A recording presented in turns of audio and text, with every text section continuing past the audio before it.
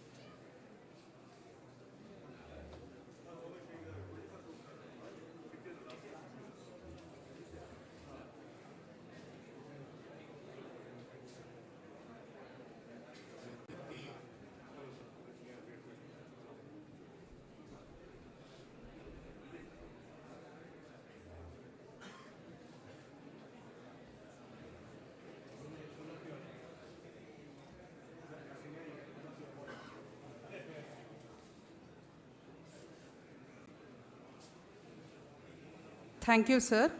As engineers and innovators, we believe that technology has a vital role to play in transforming Indian agriculture, and today marks the beginning of a vibrant journey where young minds come together to explore, innovate, and implement ideas that can create sustainable solutions for real-world agriculture challenges.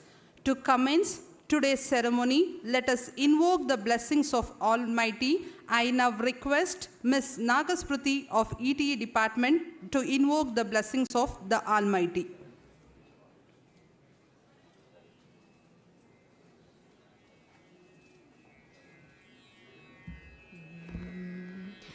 शृङ्गपुराधीश्वरी Sharde शुभमङ्गले सर्वाभीष्टप्रदे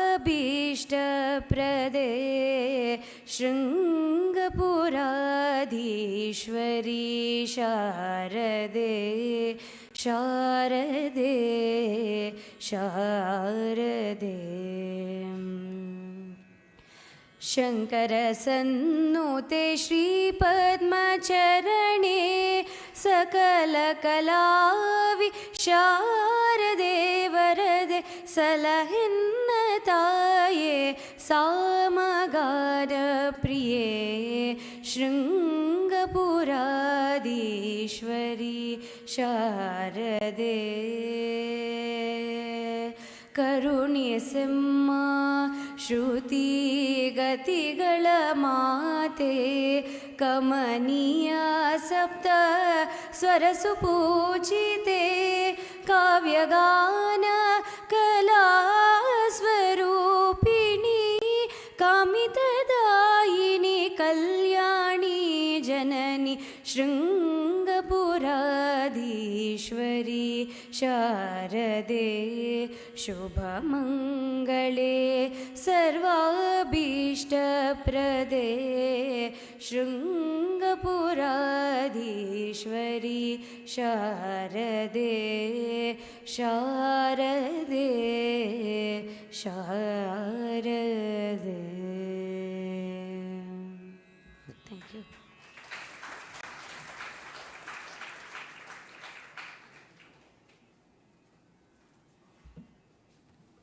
Thank you for a soulful rendition of the invocation song, Ms. Nagasmriti.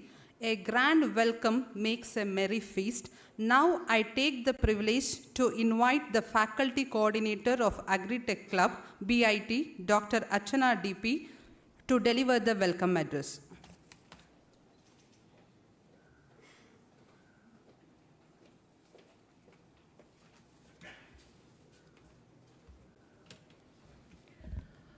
A very warm good morning, one and all present here.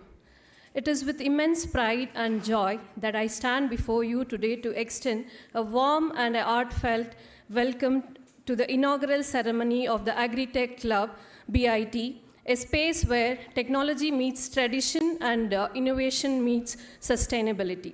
By Bengaluru Institute of Technology and All India Agro, this club marks a significant step forward in bringing the gap between agriculture and technology. So on behalf of the organizing committees, we are deeply honored to welcome our chief guest, Sri 𝐸𝐻𝐸 Chairman GCBIT, a visionary thinker, a transformative leader, distinguished educationalist. Sir, your unwavering support and commitment to the institution is unanimous, and I welcome you, sir. On behalf of the committee,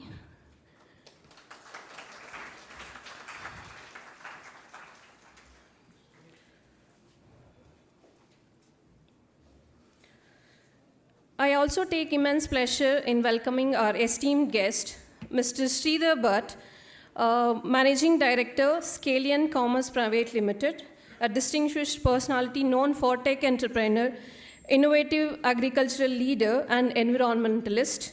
I think in his absence here, I'll welcome Mr. 𝐒𝐲 𝐵𝐻. Next, I would like to welcome Dr. S. Kumar Chandra, Professor, School of Business, Christ University, a renowned professor in the field of education, and he has a global research recognition among top 2% scientists of the Stanford University. I welcome you, sir, for this inaugural ceremony.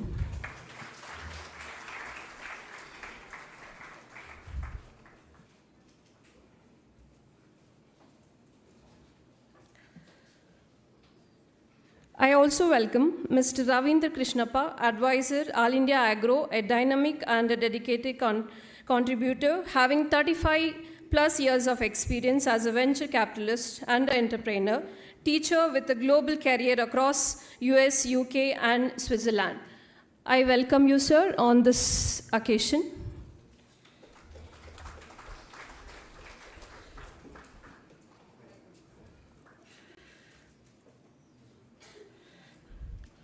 I would like to welcome Mr. Vinay Muradi, co-founder and CEO by MyPol, heads of India's top hybrid physical skills platform.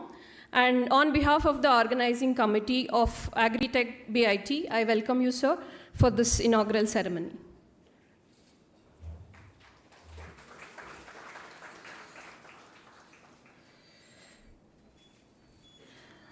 I would like to extend my welcome to Dr. Basaya Hiremat, Founder Director, Norfolk Private Limited, Tech and Agriculture Entrepreneurist in the impactful contributor to the society.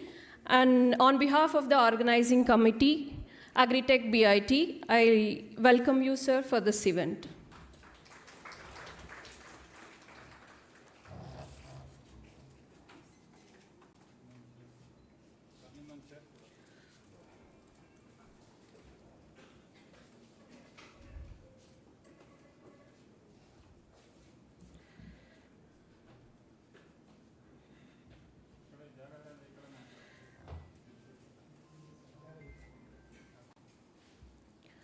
I would like to welcome Mr.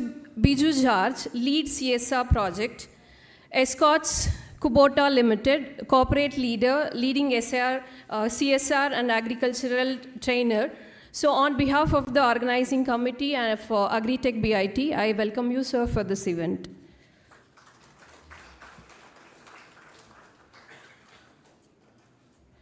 A very special welcome to our respected principal, Dr. M.U. Ashwath, a visionary academic leader whose support and belief in student-driven initiatives have laid the foundations of the club like this So I welcome you, sir, for this event.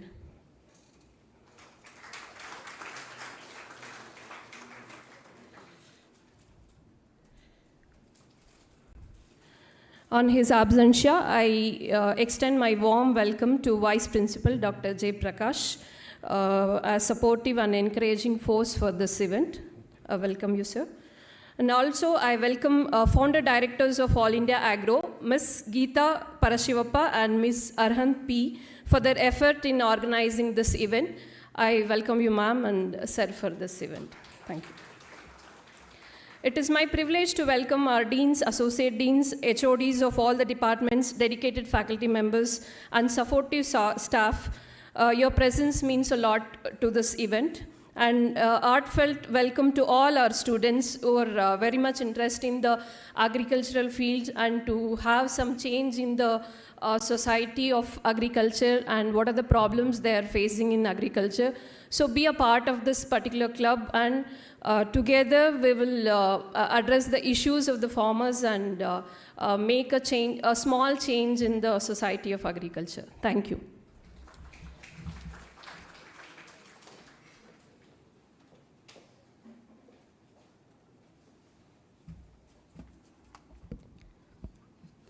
Thank you, Archana. With immense privilege, I now invite our dignitaries to kindly come forward and do the honors of watering the plant and officially inaugurating the Agri-Tech Club.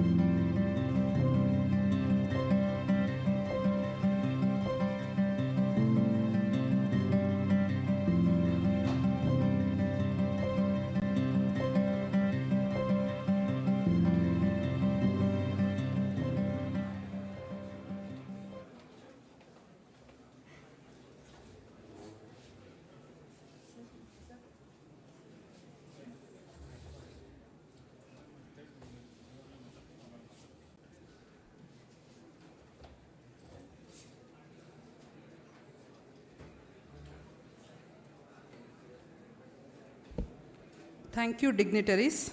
To understand the vision and objectives behind the formation of the Agri-Tech Club, I now call upon a dynamic leader, a progressive academician, and a true supporter of student-centric initiatives, our respected principal, Dr. Ashwath MU, whose foresight and encouragement have always sown the seeds of excellence at BIT. Sir, I kindly invite you to extend your words of insight and share the vision, mission, and roadmap of the Agri-Tech Club with us.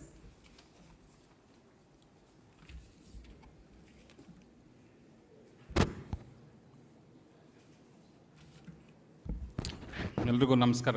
Good morning. Actually, BIT, in BIT, the agri-tech or agricultural supportive activities have been going on from a long time. In fact, the management of Bengaluru Institute of Technology is Rajya Vakkaligara Sangha, a community of farmers. We have been supporting farmers and farmers' initiatives from the inception. And in BIT, if you look at the kind of project works the students, final year students are doing, we have been organizing the project exhibitions in the final year. About 20% of the project works are directly connected with agriculture-related initiatives, applications, and integration of technology in agricultural sector. A few years back, we started international conference consciously integrating technology and health. Technology for health was the theme of the conference.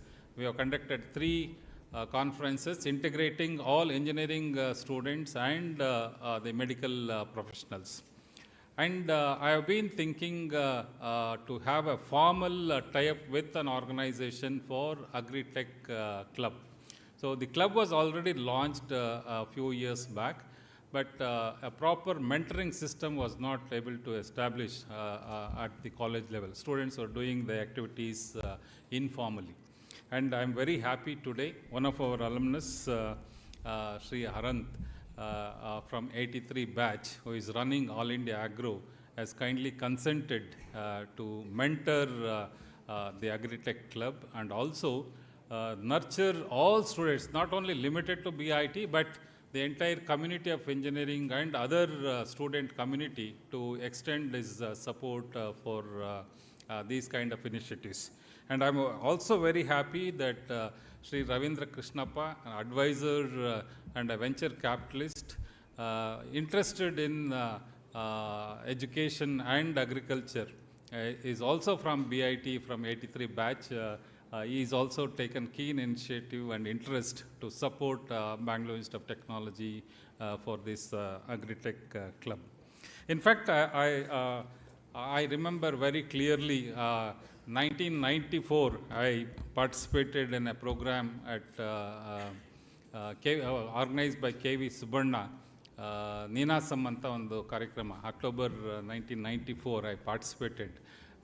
In Neenasam, there are a lot of deliberations how engineering can uplift the society and support the initiatives of farmers and other things. After the program, I met 𝐾𝐲 Subbanna and also Kadidal Shamanna in Shivamogga. He was very passionately talking about every village should have a dreamer. ಒಂದೊಂದು ಹಳ್ಳಿಗೂ ಒಬ್ಬೊಬ್ಬರು ಕನಸುಗಾರ ಇರಬೇಕು. ಆ ಹಳ್ಳಿಗಳಿಂದ ಬಂದು ಪಟ್ಟಣಕ್ಕೆ ಬರ್ತಾರೆ, ಅಲ್ಲಿ ಸೇರ್ಕೋತಾರೆ, ಆಮೇಲೆ ಮರ್ತು ಬಿಡ್ತಾರೆ ಹಳ್ಳಿಗಳನ್ನ, ಏನೂ ಮಾಡೋದೇ ಇಲ್ಲ ಅಂತ. ಸೊ ಆವಾಗಲಿಂದನೂ ನಮ್ಮ ಕಾಲೇಜುಗಳಲ್ಲಿ ಆ ಬ್ಯಾಕ್ಗ್ರೌಂಡಲ್ಲಿ ಸುಮಾರು ವರ್ಕ್ ನಡೀತಾ ಇದೆ. ನಮ್ಮ students bean doing lot of work. And today I think it is a very auspicious day for me. Bengaluru Institute of Technology and All India Agro has taken initiative, and the club purpose of the club is to give complete exposure to the engineering students, the problems, challenges faced by the farmers community. Even today, as we talk about the advancement of technology, many of the villagers, the farmers, they don't know how to apply the technology to enhance the efficiency of their farming products. So here and there we hear the news of some successful farmers, but the majority of the farmers are not connected with the technology and the outcome of these technology. So this student club or the student clubs in many colleges should take lead, understand the problems, understand the challenges of the community, and support the technology for their betterment. So in this direction, All India Agro has taken a very good initiative according to me, and it is a very noble cause when the country is talking about climate change, sustainability are the major issues in front of us. I think if this initiative takes good shape, definitely it will solve many of the problems. All of us know the crop pattern, the use of technology for maintaining the crops, efficiency of the crops, and the suitability of crops for different regions and all those things, and the intervention of all this is very, very essential. I will not take much time. We have today all the experts we have invited from the industry. They will talk about more how students can engage and how they can make their engineering applications very fruitful, and how these initiatives, these interactions can also lead to many of the startups in this sector, agriculture and technology sector. And the ecosystem for startups is also very good right now. I think every year all of you must be knowing Startup Mahakumbh, which happens in New Delhi, a conglomerate of thousands of startups. And if you visit those kind of startup exhibitions, a lot of initiatives for agriculture technologies are also coming up. And each one of you will have a career path in this direction, and you will also have a satisfaction that you are doing something for the betterment of the society, especially for farming community. I am very happy that all of you are present here. Please listen and interact with the experts present here, and I am sure this will give different directions to your thinking, your career, and your future. I thank the organizers, especially the student coordinators. In a very short period of time, they have organized this program. All the deans, HODs for extending the support. And our chairman, 𝐒𝐻𝐸𝐳 is also coming from a farming community background. He will have a lot of ideas. He will also extend full support to the students and faculty members in this direction. And I thank once again the All India Agro, especially Geeta, for continuously interacting with me from last 2-3 months to put up this show. We wanted to do a bigger one with lot of exhibitions on agricultural technologies. I think it will take some more time, but we will have a major event in this campus shortly, very shortly, and all of you can become part of this program. Be in touch with Geeta and Dr. Archana and Nikita for further proceedings. Thank you very much, and I welcome all of you once again.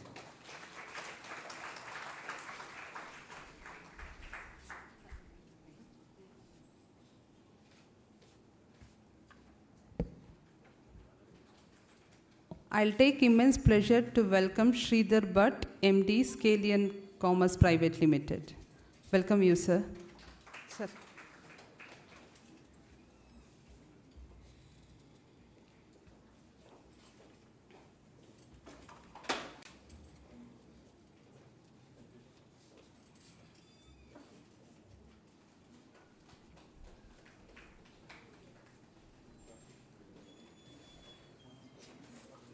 Now comes a very special and symbolic moment, the official inauguration of the Agri-Tech Club by our beloved principal, Dr. 𝐻𝐸𝐳, name and unveiling of the club.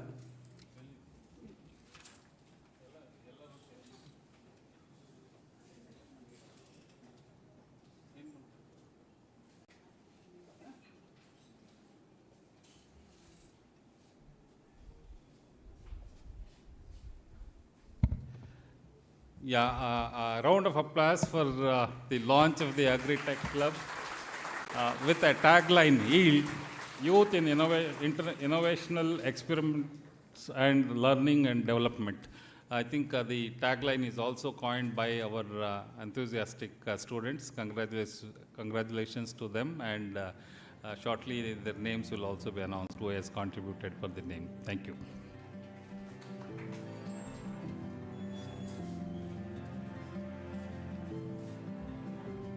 Thank you, sir. Welcome to the MOU signing ceremony. We now proceed to the official signing of the MOU. May I request Bangalore Institute of Technology and All India Agro to come forward for the signing to both the parties. And I request MOU coordinator, Dean, to join for.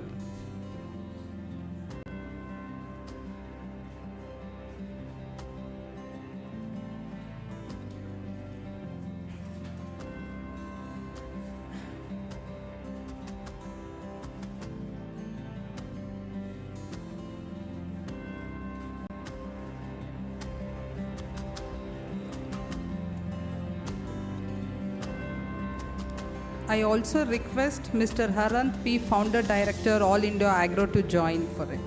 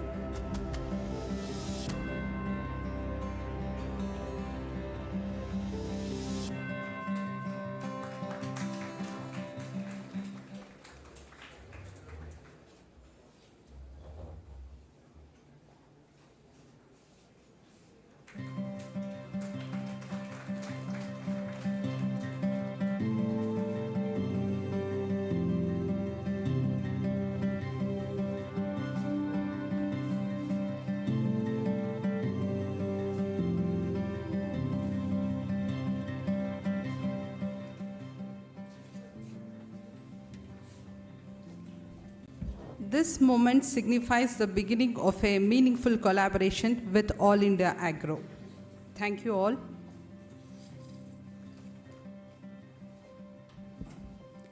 I now invite our esteemed guest, Dr. S. Kumar Chandra, Professor, School of Business and Management, Christ University, to address the gathering on the theme, Bridging Business and Agriculture, the Role of Finance in Agri-Tech.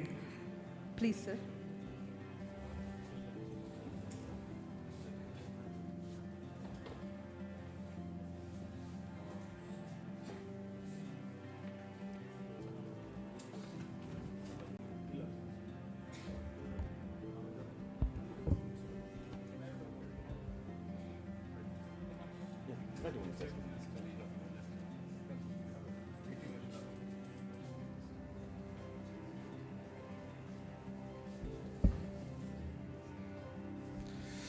Good morning, everyone.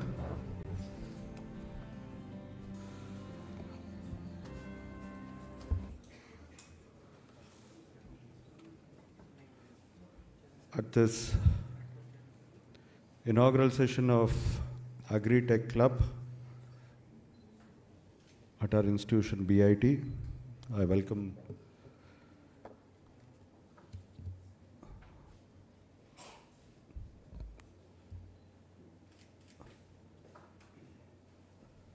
Mr. Ravindra Krishnappa, sir.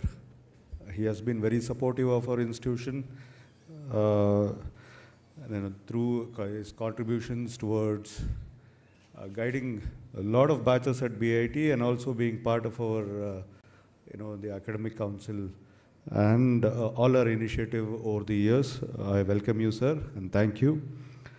Mr. Biju George, CSR, 𝐒𝐮𝐲 𝐄𝐯 Limited, Mr. Dr.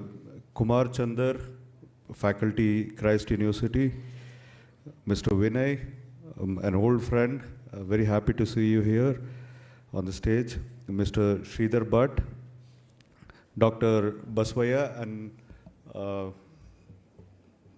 I think Ms. Geeta should be up here. She has been instrumental in BIT and All India Agro collaborating and then coming up with this collaboration. And special thanks to our principal, Dr. Ashwath. He has been very keen on this initiative over the last 1 month and few weeks. He has been following up on this event. Congratulations to BIT and All India Agro for making this happen. So, as our principal said, navelru at least ee generation allo atho mundin generation allo navelru raitapi vargdinda bandoru, especially products of BIT ant helidre ಬಹುತೇಕ navelru ondu agricultural background inda bandantoru. So the last 20-25 years since ನಾನು ಕೂಡ student ಆದಂಥ ಸಂದರ್ಭದಲ್ಲಿ agriculture is going to be revolutionized in this decade ಅಂತೇಳಿ ನಾವು ಕೂಡ ಕೇಳ್ಕೊಂಡು ಬರ್ತಾ ಇದ್ದೀವಿ. But to make it happen I think ಕಾಲ ಒಂದು ರೀತಿಯಲ್ಲಿ ಇವತ್ತಿನ ಮಟ್ಟಕ್ಕೆ ಆ ಕಾಲ ಪಕ್ವಾಗಿದೆ ಅಂತ ಹೇಳಿದ್ರೆ ತಪ್ಪಾಗಲಾರದು. ಯಾಕೆ ಅಂತ ಹೇಳಿದ್ರೆ if you observe in the last 4-5 years Agri-Tech, what e-commerce experienced in late 2010s and early last decade, ಮತ್ತೆ lot of other technology companies or services companies, what they experienced in the last decade, in the last 4-5 years, Agri-Tech companies have experienced the same in the investing world ಅಂತ ಹೇಳಿದ್ರೆ ತಪ್ಪಾಗಲಾರದು. Adana probably the esteemed panel here will expand more on that. So the opportunities are really up for grabs in this space anta helidre tappaglardu. And then more than the investment and the funding, I think time has come to really bring about change in the lives of the farmers and also the consumers. So there is lot of why farmers suffer ಅಂತ ಹೇಳಿದ್ರೆ there is limited resources, limited factors that they control, and they need security, but they're unable to, it requires innovation that which if things go wrong ಅಂತ ಹೇಳಿದ್ರೆ startup ಅಲ್ಲಿ say 100 companies ನಲ್ಲಿ 90 companies fail, but 10 companies will really make a difference in the market, in the lives of consumers. But the farmers themselves cannot take that risk. They cannot say let us all experiment, and if half of us fail, then let the other half thrive ಅಂತ ಹೇಳಿದ್ರೆ that approach in agri-tech, in the field of agriculture won't work, because you are dealing with lives of the stakeholders. So agri-tech nallu kuda the companies which incorporate the humane part, which actually involves and takes into consideration the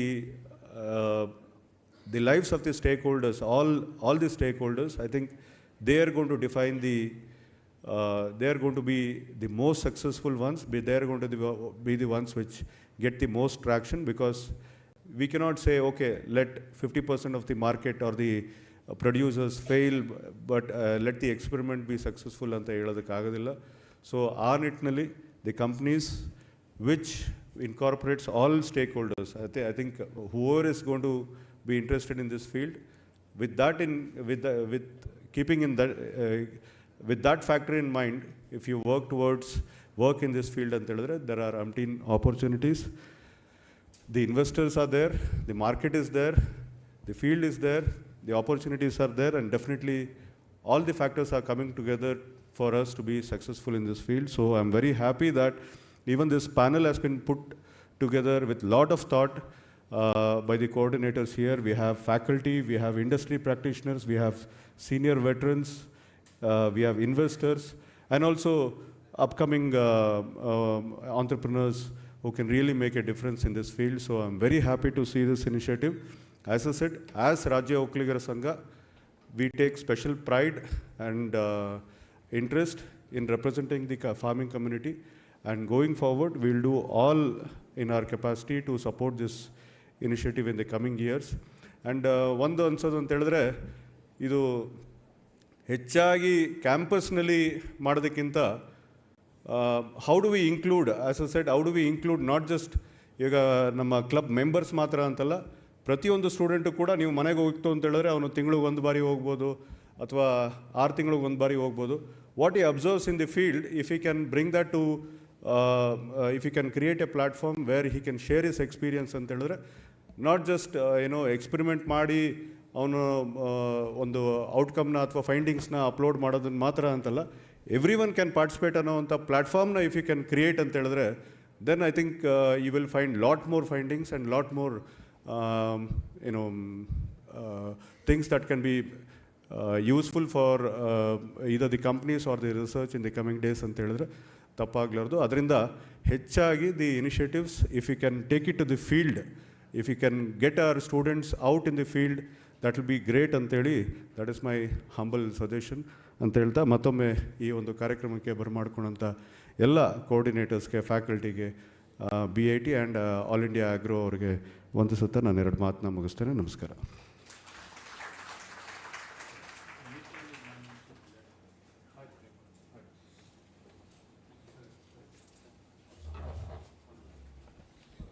Thank you, sir. Your words will surely ignite the ideas and inspiring minds.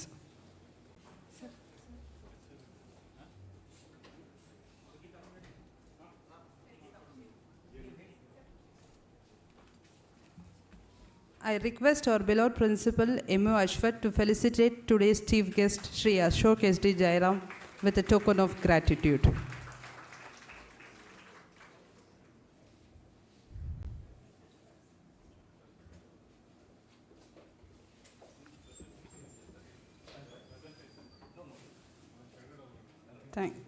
Thank you, sir. I invite our esteemed guest, Dr. S. Kumar Chandra, School of Business and Management, Christ University, to address the gathering.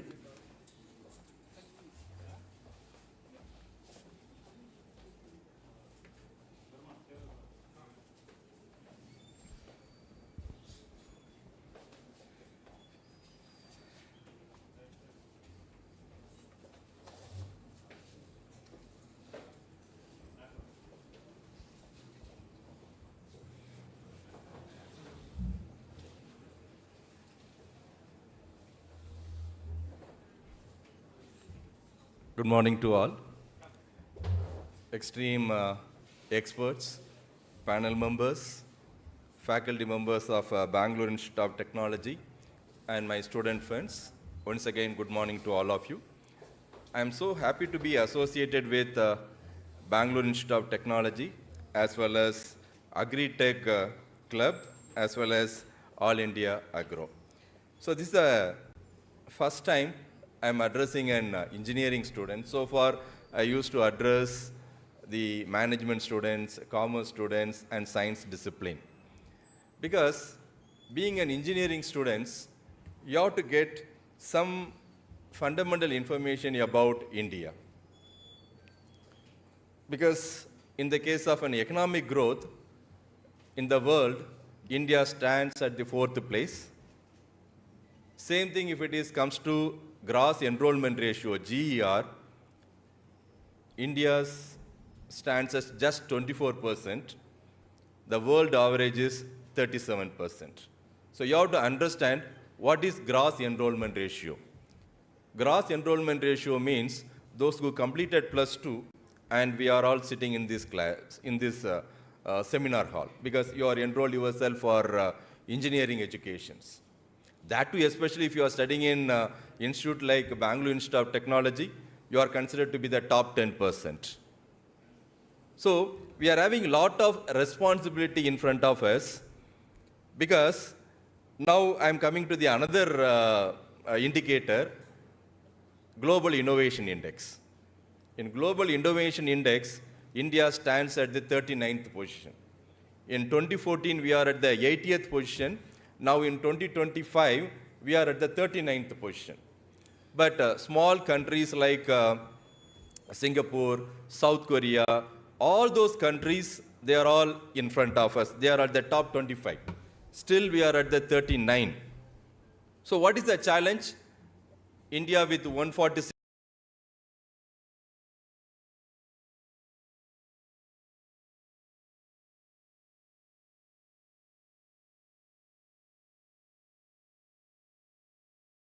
Ninth positions. So it means we are an elephant. With this kind of a population, because you might have read a book, Who Told Elephant Cannot Dance?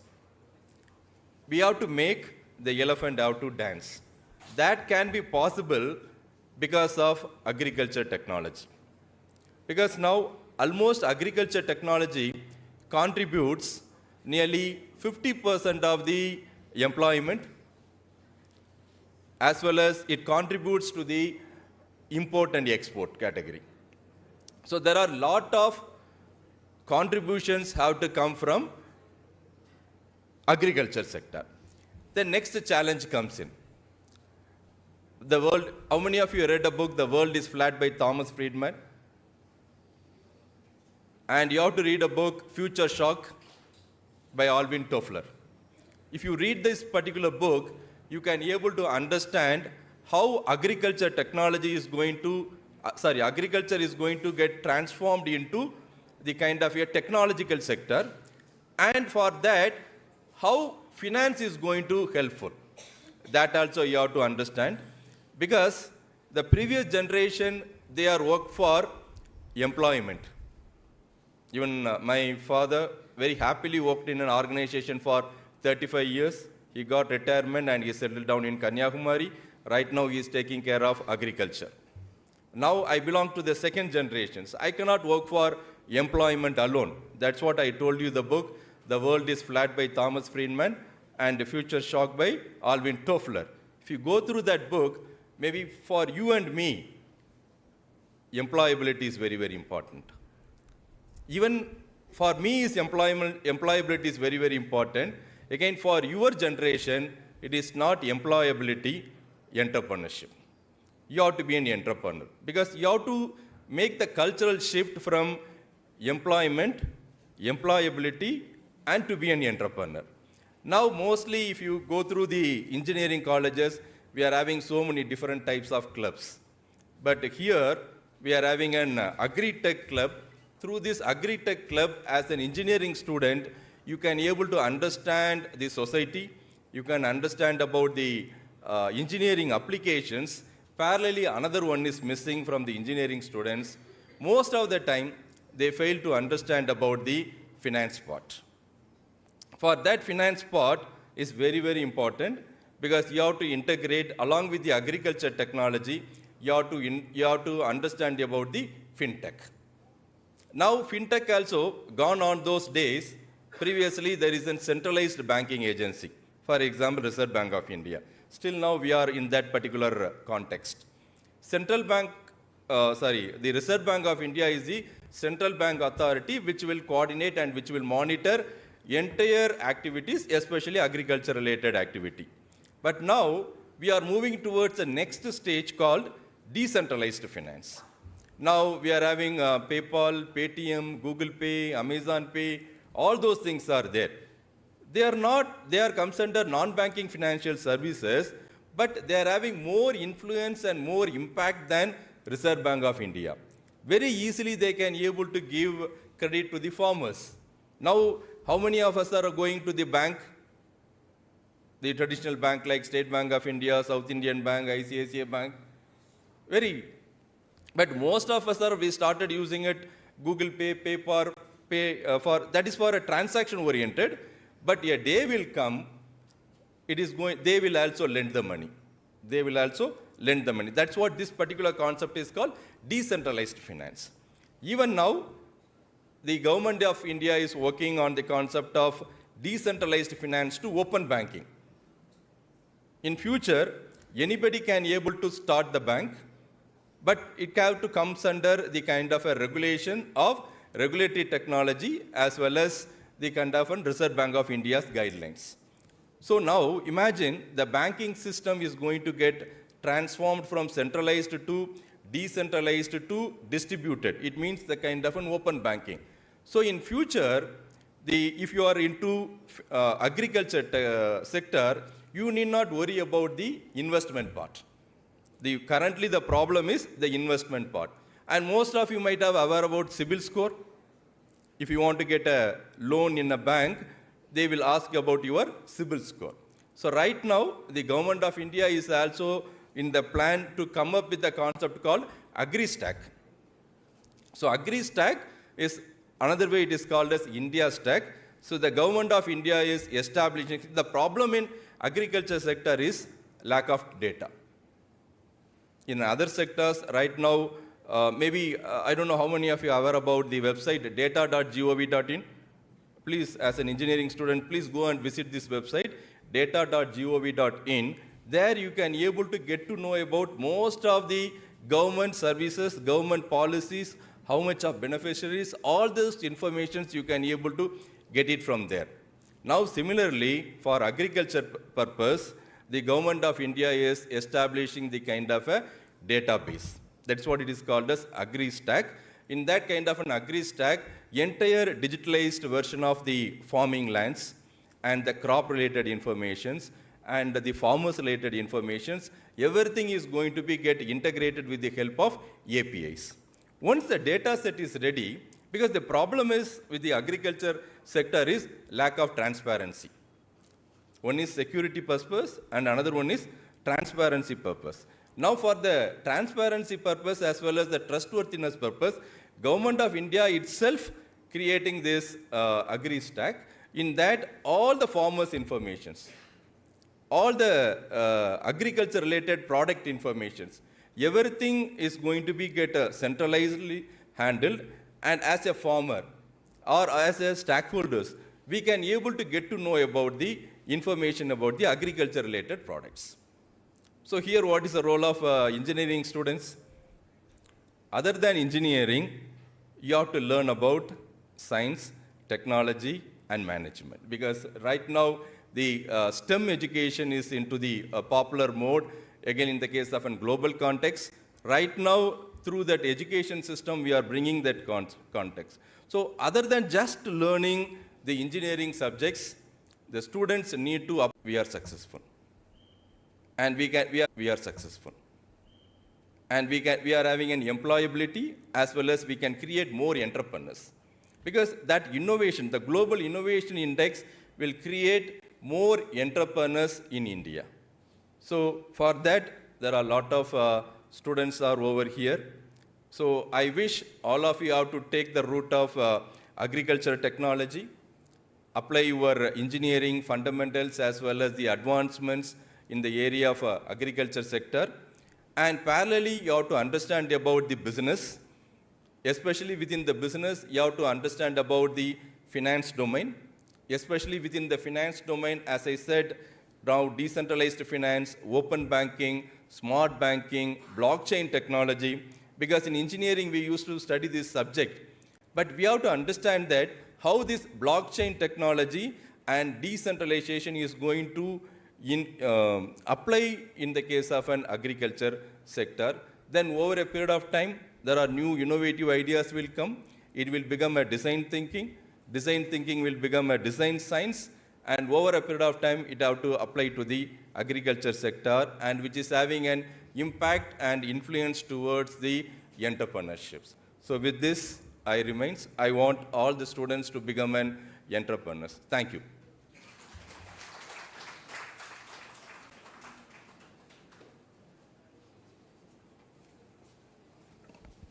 Thank you, sir, for motivating our students to become an entrepreneur. Now, we move on to one of the most exciting, enriching segments of today's program, the panel discussion. This is where ideas meet experience, where diverse perspectives come together to spark meaningful conversations.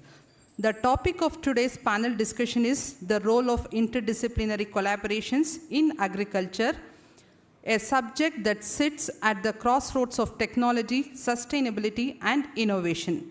To delve into this topic, we are privileged to be joined by a distinguished panel of experts, each of whom brings unique insights and deep experience in their respective fields. Let us now warmly welcome our esteemed panelists, Mr. Vinay Murudi, co-founder and CEO, MyPal, Dr. Basayya Hiramat, founder director, NoFetch Private Limited, Mr. Biju George, lead CSR project, 𝐒𝐮𝐶 𝐄𝐲 Limited. We have with us our moderator, Mr. Ravindra Krishnappa, advisor, All India Agro, a passionate industry leader who will lead the discussion with thought-provoking questions and interactive insights. We now hand over the session to our moderator. Over to you, sir.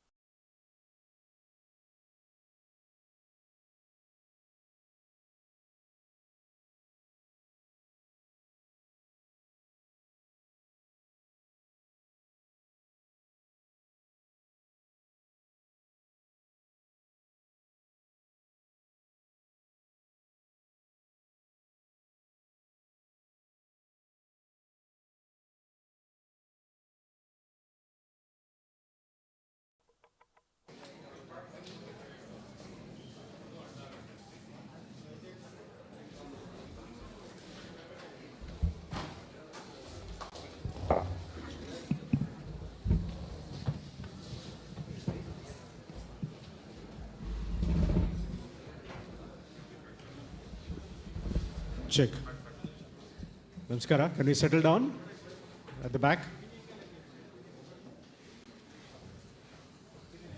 Thank you very much. I think we'll try and keep this as interesting as possible. I'll seek the help of the panelists. I'm supposed to be the Sutradhara, so as long as I ask the right questions, I hope it drives conversations as we go along. I would love to have audience interaction as we go through. So if there are any questions, I'll be watching the audience while listening to the panelists speak and put on their expert opinion. But it'll be good if you can raise your hand if you have any questions. We can try and keep it as interactive as possible. And I will let it to Geeta or Arhar to manage time for us, right? So that we don't go over time. To start off, I would have Dr. Basai, if you can just do a quick introduction of yourself, and then we will follow through Biju and then Vinay. Good morning, everyone. And first of all, thank you, BIT and the All India Agro for putting up this particular inauguration session. Myself, Basai Eramat, I'm from Koppal district in Karnataka. We have a agri company called NFH Private Limited. My background is IT, but I am into agriculture now, last 10 years. Worked across the globe, but finally we are into organic farming, certified farming of moringa, drumstick, and we are also exporting all across the major countries like Europe, US, and Japan. We do work on some of the SDGs, UN SDGs, and we also work with the government of Karnataka and on the social and health issues, especially malnutrition and anemic issues solving in North Karnataka and backward districts of Karnataka. We have successfully implemented, and we made a policy to push to the government to implement across the Karnataka. Recently, government of Karnataka also has been passed the order for moringa usage for malnutrition eradication. That's all, sir. Thank you so much. Very good, thank you. We will come to moringa as one of the growing areas, but Biju, if you can introduce yourself. Yeah, good morning. Myself, Biju George. I am with this 𝐒𝐻𝐶 for the last 20 years. I am from the engineering background of mechanical engineering. I started my career from Bajaj Tempo, where Bajaj Tempo manufactures tractors. Basically, I am from an agriculture background. I don't know how I landed in this place. Then I switched over from Bajaj Tempo to 𝐒𝐻𝐶 Limited in 2005. So, especially if you look at, I am in the agriculture sector for the last 30 years. If you look at, India is the world's largest tractor manufacturing countries. In India, almost 10 lakh tractors are manufactured every year. The opportunity for agriculture sector is very, very high.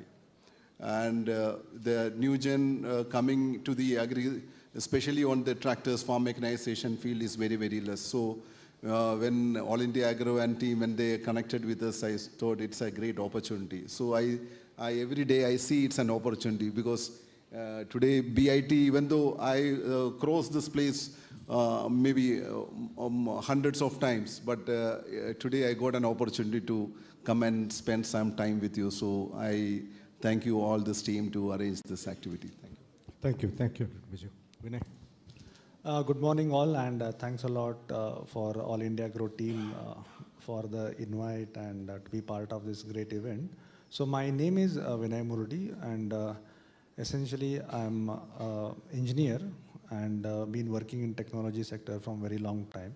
And last few years, we are trying to make a difference in the people's life by in MyPal. I'm a co-founder and CEO of a company called MyPal.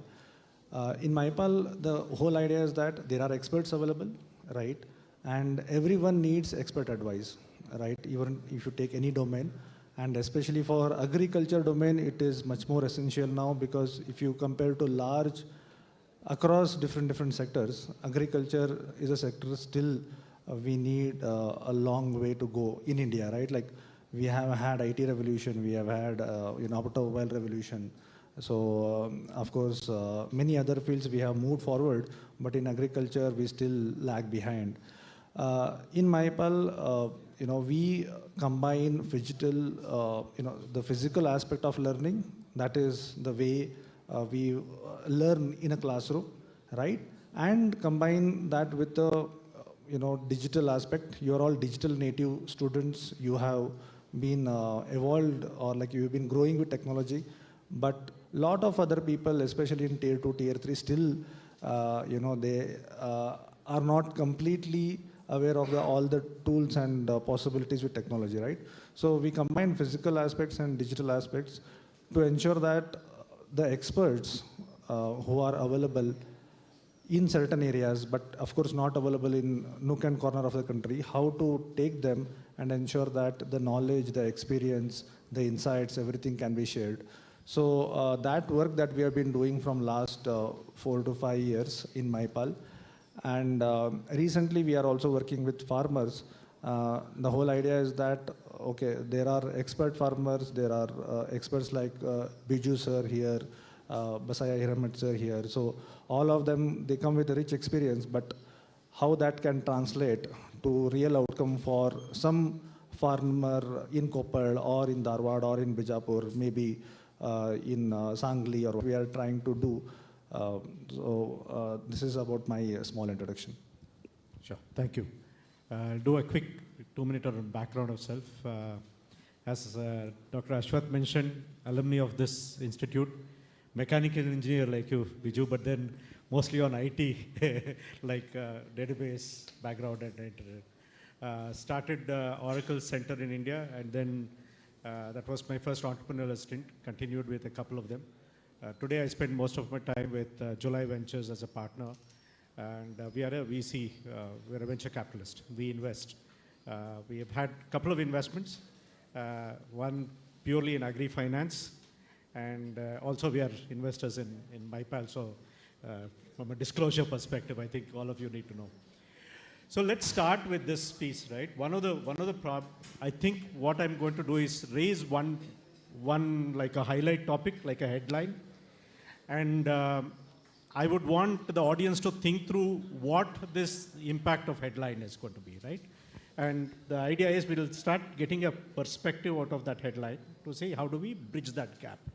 Because I think enough has been written, enough has been talked about the gap, right? I think it'll be good if we can just do a bit of whiteboarding, visioning on how do we think this gap is going to be bridged, right? So to set the context, for the last 30 plus years that I've always heard that there is this gap, industry, academia gap, right? We have heard that long enough. We have also heard that there is a gap, especially when it comes to field operations, to what is happening. And in places like agri, I think the gap is far, far higher, right? Because there is the information flow gap, which means the government, I don't know how many of you know, government has at least 6-7 programs that I know, which has everything from soil testing to financing to the agri market, the NAM, ENAM, National Agri Market, the FPO initiatives, etc. So the first one that I want to address is, in my mind, there are 3 gaps. The highest level is this information gap. How does somebody know that something exists, right? If I don't know about it, then I can't act on it, or I can't even wish for it. So the information gap. The second would be what I call as the finance gap, which means everybody talked about, I think Dr. Kumar Chandra talked about the finance gap that you will find to see. So what do you think should be the approach? Should we bridge this in a particular sequence? How do we bridge this gap? Maybe a few minutes in your mind. You can also think about where you have seen the gap grow or shrink. It's a very valid question. We are such a vast country with so many crops and so much diverse, varieties of soil type, climatic zones. If you try to apply some formula in some area, it may not work in the same state in the next district itself. So it is a must for all Indians, those who are entering into the agri-technology or agriculture, to learn all of these things. There is a big gap between the educational institutes. also called as universities, agri-universities, reaching out their researches and papers and information in practical terms to the farmers. Research papers all are scattered. There is no metadata exists. As sir has rightly said, compared to the other countries, our data resides in the universities, not with the farmers. First of all, our literacy, whatever the education in the rural area, other than Kannada, Nanu Kannada chanagi barutte, but in the interest of audience, what I wanted to tell you is, we need to upgrade ourselves. We need to upgrade our farmers, our agriculture community with the right education and right information. That's the biggest thing which engineering graduates, they have lots of role to play. I would say 60% of the role lies in engineering. Today, why we are lagging? Because of the engineering capabilities in our country is not optimally utilized. In my view, we are not helping the farmers to cut down the cost operating expenses. These information in nowhere else, even though in spite of the central government, state government schemes, they are all helpful to the farmers, but it really doesn't give the knowledge to the farmers. There is a need of the governmental bodies, as sir is rightly said, there are so many portals are there, which even I don't know, because I am only confined to the agriculture. I never looked at the social aspect, financial aspect, so many other aspects. So we need to educate. There is a gap between the farmers knowledge, and probably the companies like what is started, MyPal. So those which are going to bridge the gap between the farmers and the technology. Your view, Biju, and then we'll come to MyPal. Yeah, sure. It's a very interesting point. I just want to share my experience on that industry and academic. The major problem what I have seen here today is today's children are very good in academics, but they don't, even though they are from the agriculture background, their parents are not allowed to go to their fields and they don't share their experience. They are not allowed. That's the basic thing. So a lot of engineering students who's from the agriculture background, mechanical background, they are coming to our institute for internships. Because for the fourth year, it's mandatory for them to do at least 1 month or 3 months. So when I interact with them, I found that even though they are from the agriculture background, they have not been allowed or they are not shown interest to visit their own fields. Then how come they will have this experience? First, it should start from your home. This question should go to you, should ask to each and every one of you, because from the day one you joined your engineering college, you should start thinking about internship.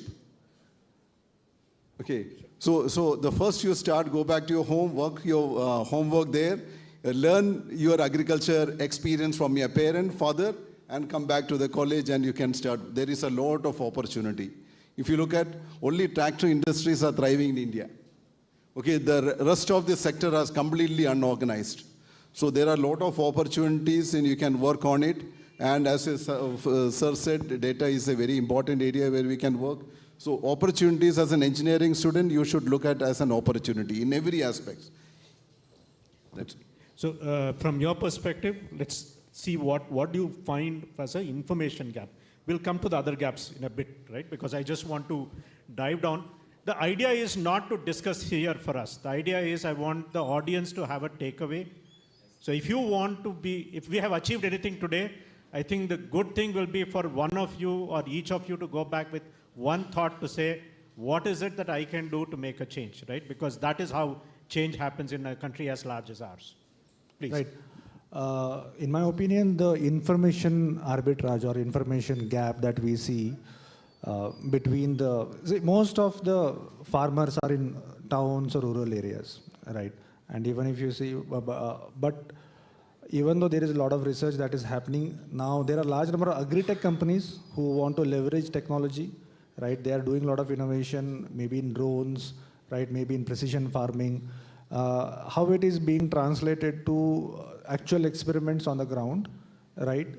If one of the progressive farmer, they want to kind of say experiment and see what it can bring some results to his own farming activities, right?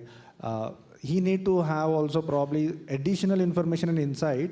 For example, just take precision farming, okay, how it is applicable, for what kind of crops it is applicable, under what circumstances, under what climatic conditions, right? So I think there is a lot of interest and enthusiasm among farmers, but the guidance, what we see, probably is not happening. As you mentioned, sir, at university level, there are a lot of initiatives, they have a certain influence, but where there is a good cross collaboration, where there is a learning from both the sides. So, and along with that, how are you going to give a structure to it? The biggest problem is there are a lot of initiatives, a lot of programs, but there is no long-term structured program, is what I feel, to bridge this information gap. So taking from that point, right, one is the information, availability of information, and how do I consume it?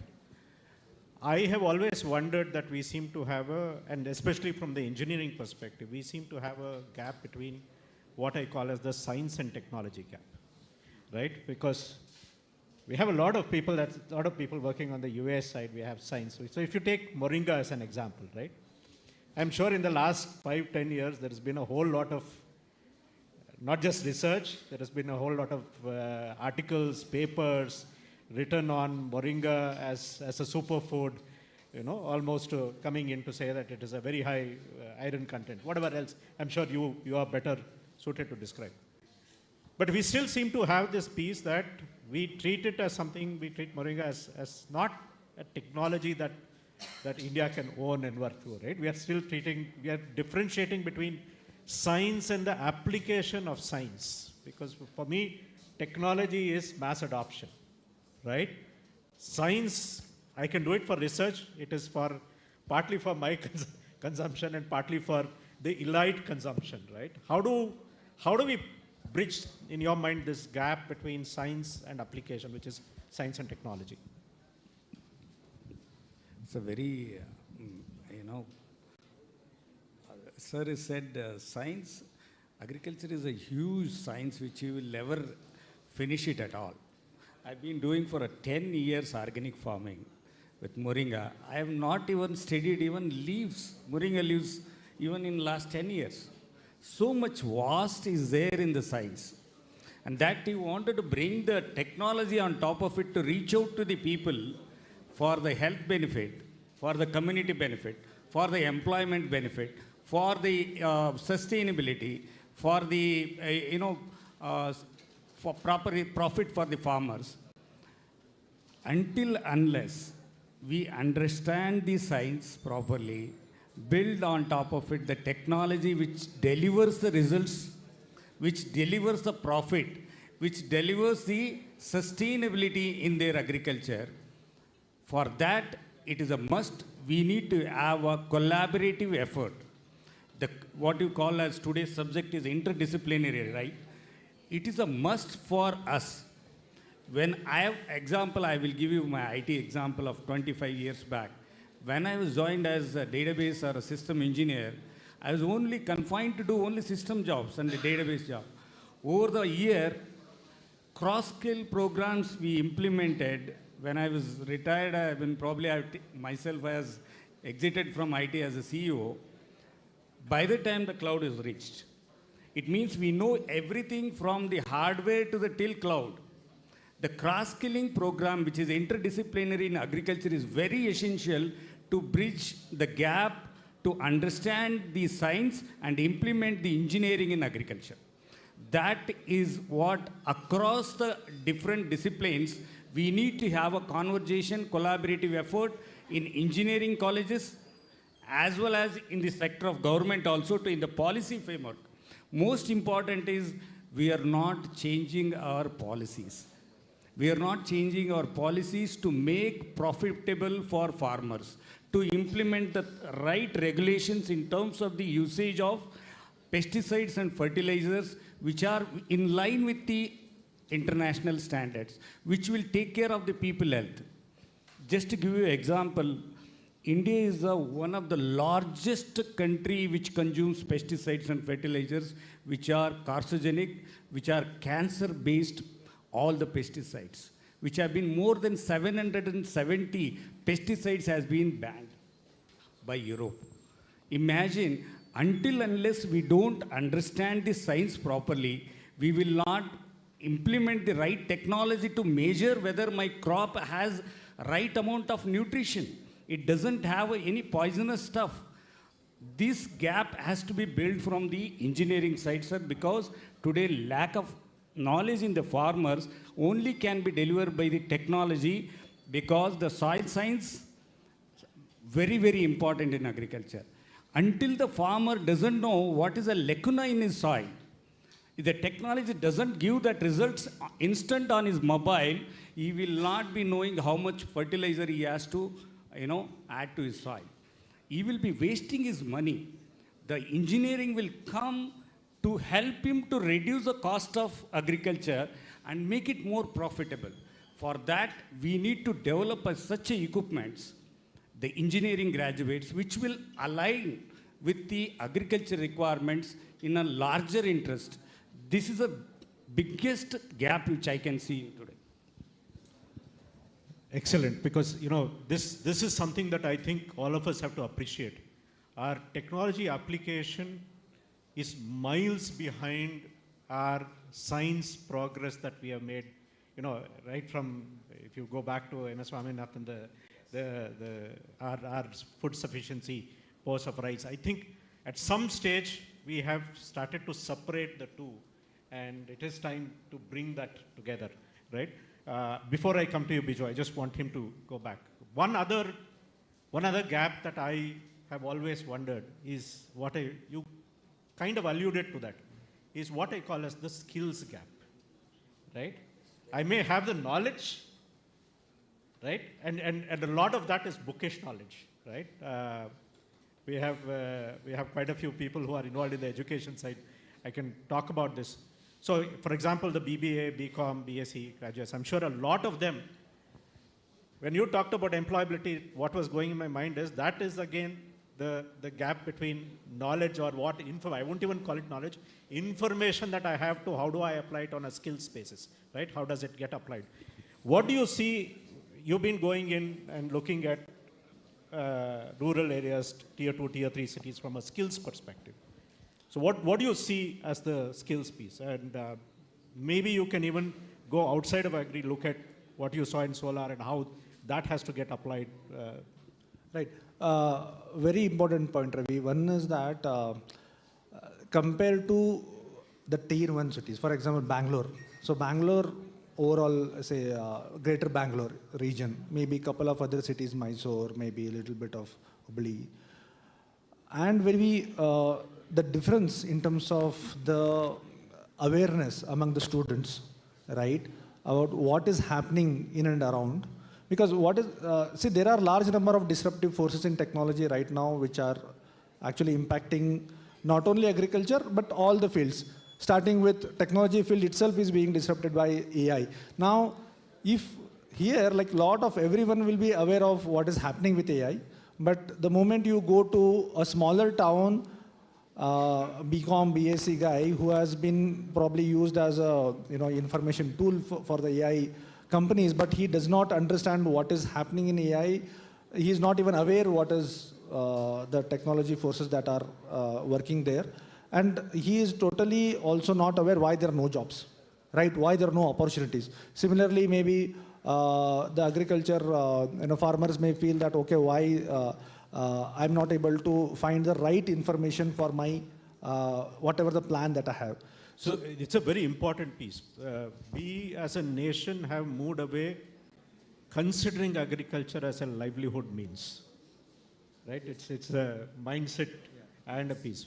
Partially driven by the fact that we have suboptimal areas of land that we do, fractional holdings, etc. But I don't know if that is the end of it, right? I'm sure you would have seen, as you kind of talked about, I just want to pick your brains from where he pointed out. Being the largest manufacturers in the world of tractors, our own application of mechanization is possibly very, very low, right? So maybe we can link the skills to mechanization and our awareness.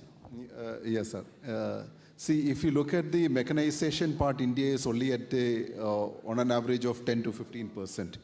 So even though maximum buyers of tractors are in India, they do the tractors for the mechanization purpose only for the land preparation and sowing activities. Rest, they will park their tractors, and after 3 months, they will use it for the harvesting. In between the 3 months, there are a lot of areas where we can use the tractors. This is the area where we can look at the right implements can be developed, and even the, because even for different crops also they require different types of implements, different sizes. So that is the area where engineering students can work on this. Even now the climate is also changing, even the patterns is also changing. We have to look at more of developing the different right implements for these different crops. So it's an important point again for those who have not thought through the gap between our application of technology on the implements, right, on output. So I agree with you, most of what we have used it for only for land preparation, right? We have not looked at it, but I'm sure most of you are aware, and Dr. Basai, you can correct me. Our big problem, while we say employability, our biggest problem in rural areas is availability of labor for agriculture. Yes, right? yes. Pure agricultural labor, right? So is mechanization or these implements an answer? Is training an answer? Is there something beyond that? Is there an incentivization, ownership an answer? What do you think is an answer for that? I'll ask all of you the same question. See, innovation has to happen in all these areas where even farmer is, as he said, farmer is failing in the labor part. So because if you look at in the Mandya side, there are around 70,000 to 80,000 hectares of paddy fields, where mechanization, they are used hardly for 10,000 hectares. Remaining 60 to 70,000 hectares needs mechanization. There are not operators, machines are available, but operators, skilled people are not available in that. So that is one major area.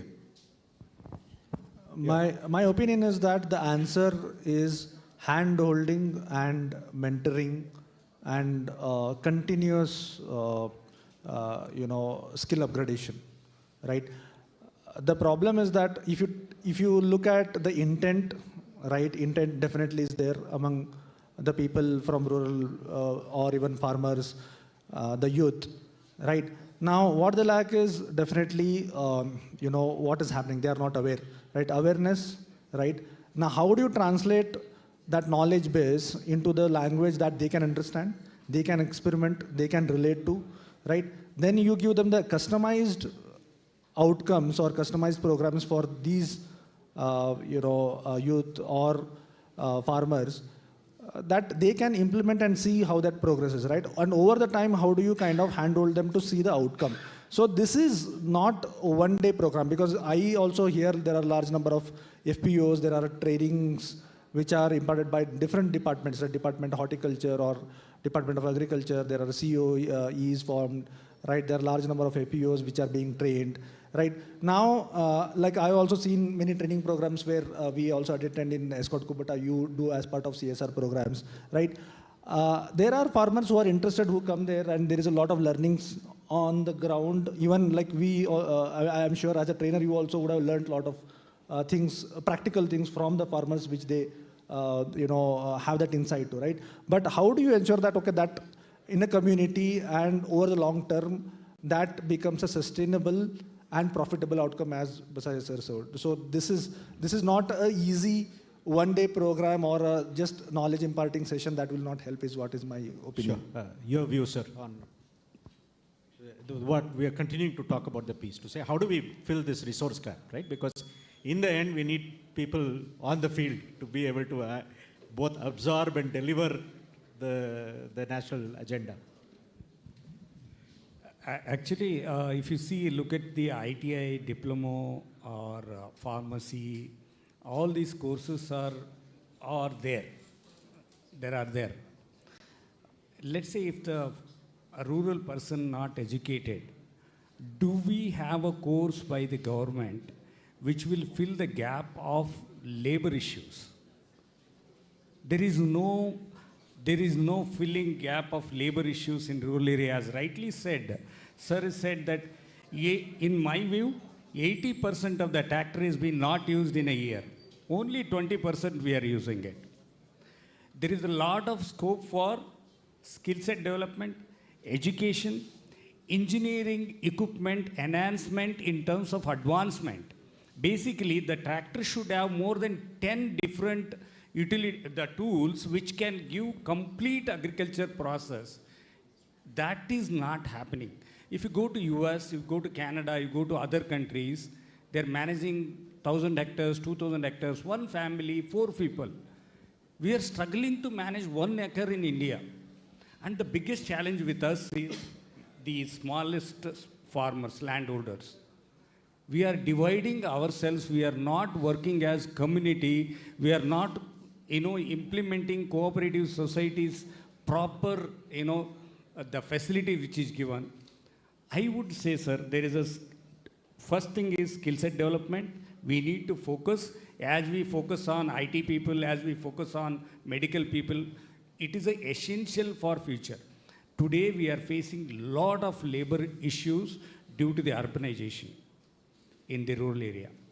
We are not getting the laborers to do the job in time. They are all moving towards the Mangalore, Hubli, Goa. The challenge becomes more and more tougher. People like me who are entering into agriculture as an entrepreneur and as a farmer, if you go back to village to create an employment opportunity there, to train them, there is hardly, people who are studied 3rd standard, 2nd standards only. To tell them how the machineries to be used, how the pesticides to be used, how the fertilizers to be used, we need to come as maybe a private sector. This is what it is. Today's subject is interdisciplinary. We need to come out with a custom planning.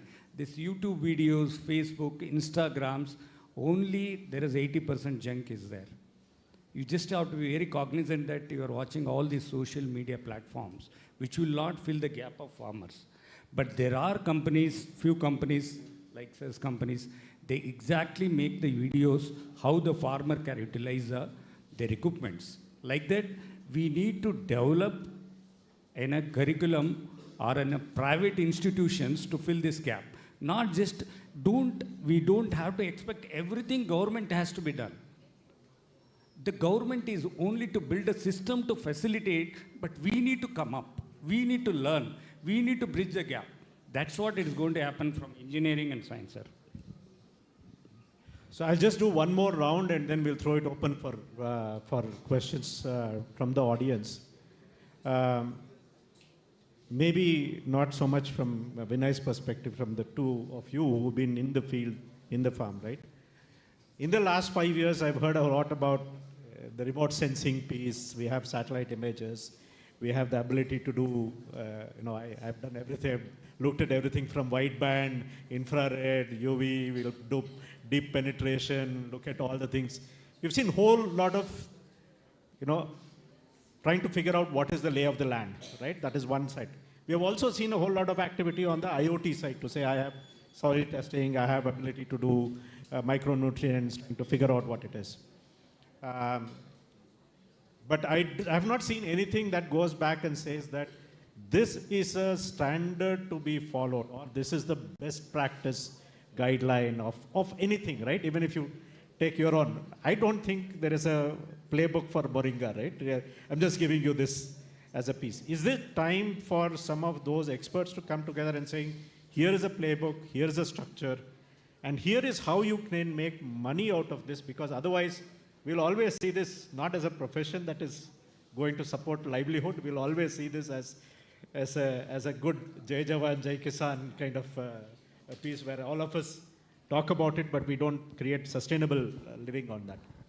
Maybe the two of you can address. Sir, as you said, today the farmers are majorly marginal farmers of 1.5 to 2.5 acres. So in the technology part, if you look at, we also installed technologies at our farm, IoT-based weather stations and all those things. But everything, it is at the very preliminary stage. Still a lot of developments needed on that. And we were also looking at the data which it was showing, it is still not up to the mark. So it will take time for more developments in this sector. So other companies are there still working in this for more and more development. I think it will take more and more time on that. I would say the technology is not being leveraged fully in India, not even 5% in agriculture sector, not even 5%. If I say 5% is more, how many people will watch weather reports on mobile and see that tomorrow or next week there is a rain is prediction is there, I need to do harvesting?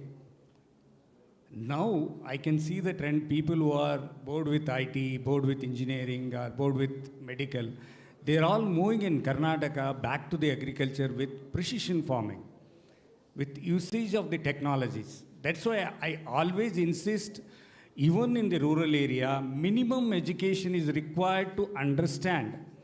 Today's world is completely different than what it was earlier. Everything has to be traceability. Imagine that today, I think probably Sridhar is also there today, he will be talking. The traceability, until unless we don't have a traceability in agriculture, we will not be able to export any countries in future. Next 10 years, it's going to be a bigger challenge for the people who are from e-commerce side, or the IT side, or engineering side, or agriculture side. Traceability is going to be the bigger challenge. We need to work, all the engineering today, we are there in the BIT, there are a lot of people who are sitting in the front. Those are going to be pioneers in entrepreneurship tomorrow. Just think about the challenges around you to compete with other countries like Korea or Vietnam or any other countries. Small countries, I'm talking about Vietnam. There, the per capita income is much higher than us. Because of the sustainable agriculture practices. It is not because of, we have vast land, vast people, everything vast we are. But what is the use? You need to come out with the solutions. Look around you, what is the problem which is faced in your area, in your village, in your land, in your house. Agriculture is the only solution for the wealth and health of this world. Until unless we don't look at that angle, deliver our outcomes to the world, we will not be the number one or number two in the agriculture sector. Thank you, sir. Yeah, so I think we should throw it open. Otherwise, we can continue forever. I have lots of other things to cover, but are there any questions that you'd like to ask that we can address as a panel? I just want to add, there are many companies who is also approaching us to connect with a lot of farmers who can grow and they can export to Japan, Germany, Europe. So the problem here, what we are facing here is, again, pesticide residue level. Yeah, so the trainings and skill development on the farmers has to happen in that areas. That's one thing. Today, we are doing certified organic farming. Just to add on to the sir's point, everything has been tested and then passed, then only it will be exported. For that, traceability is very, very important, and anything you put in the soil, what is there in your water, it matters a lot. What is there in our weather also, it matters a lot. We do measure every day humidity and temperature and log it. Imagine the countries which are importing from us, they require a lot of data. There is a lot of data has been analyzed. We have a lot of challenges to grow agriculture export in a bigger number. We need to work on that. That is the most important, as the pesticide residues where they have been sent. We are testing 770, I already told you. These are all banned in the world, which we are using still in India. Think about our own people health. Think about next generation. Think about your parents. Try to come out of it is the major issue right now in India, because there are lots of lobbies are going on around it.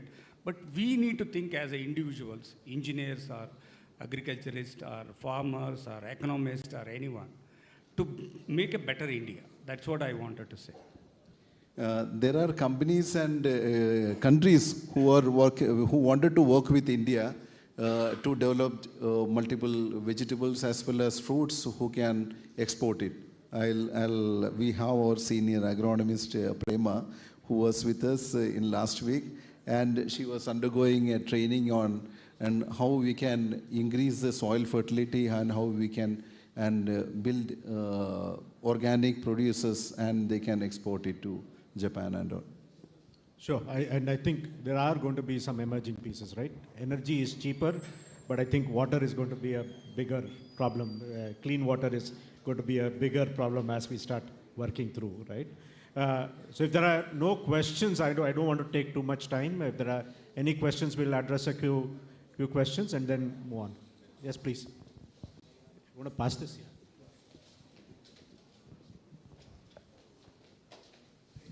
It may come to you, so. Sir, by the way, we are Japanese studies. Hello. While you were speaking, I just had. No, just shout it out. Many of the farmlands in India are currently focused on building technology that are that monitor the soil content and help them help the soil content rebuild organically, rather than having more focus on harvesting or seeding, etc. Because even though there are technological potential, we cannot provide the same for countries that are in Africa and expect the outcome as in India. Because soil content matters more than what technological presence we have. So what is your take on this? That's the ground you hit, actually. Everything based on soil only. Today, we have already wasted so much of land, cultivatable land, with pesticide and fertilizers. Government of India and Government of Karnataka, they given a facility to do soil test and water test every year. Tell me how many people are doing in this forum, in this corridor. Are you anybody in this student category, anybody went and done your own soil test for your own benefit, for your profit? Because the lacuna in the initially information sharing between the farmers and the market. Because of that only, I wanted people to focus on the soil. There are a lot of scientists already worked and developed the systems which just you punch in that equipment nail into the soil, it will tell you exactly how much toxicity is there in your soil. Based on that, you need to change your inputs. Example, I'll give you one of my, I would say I know him very well, agri-innovator in rural area, I call him as, in Bijapur. Because of this soil problem, he developed the equipment which will measure how much is the carbon ratio is there, how much is the NPK ratio is there, how much is the organic content is there, whether it is really in a soil which can be used for cultivable purpose. He will decide based on that what input to be changed. This is happening in India. It is not from the universities, it is not from the government, individual efforts, because it is becoming a necessity today. I don't want, before everybody thinks it is a necessity, engineering section has to come front and develop these solutions to make it easy life, higher yield. Today's the subject which selected is yield, very good one. Every farmer needs a yield. Every farmer needs a profit.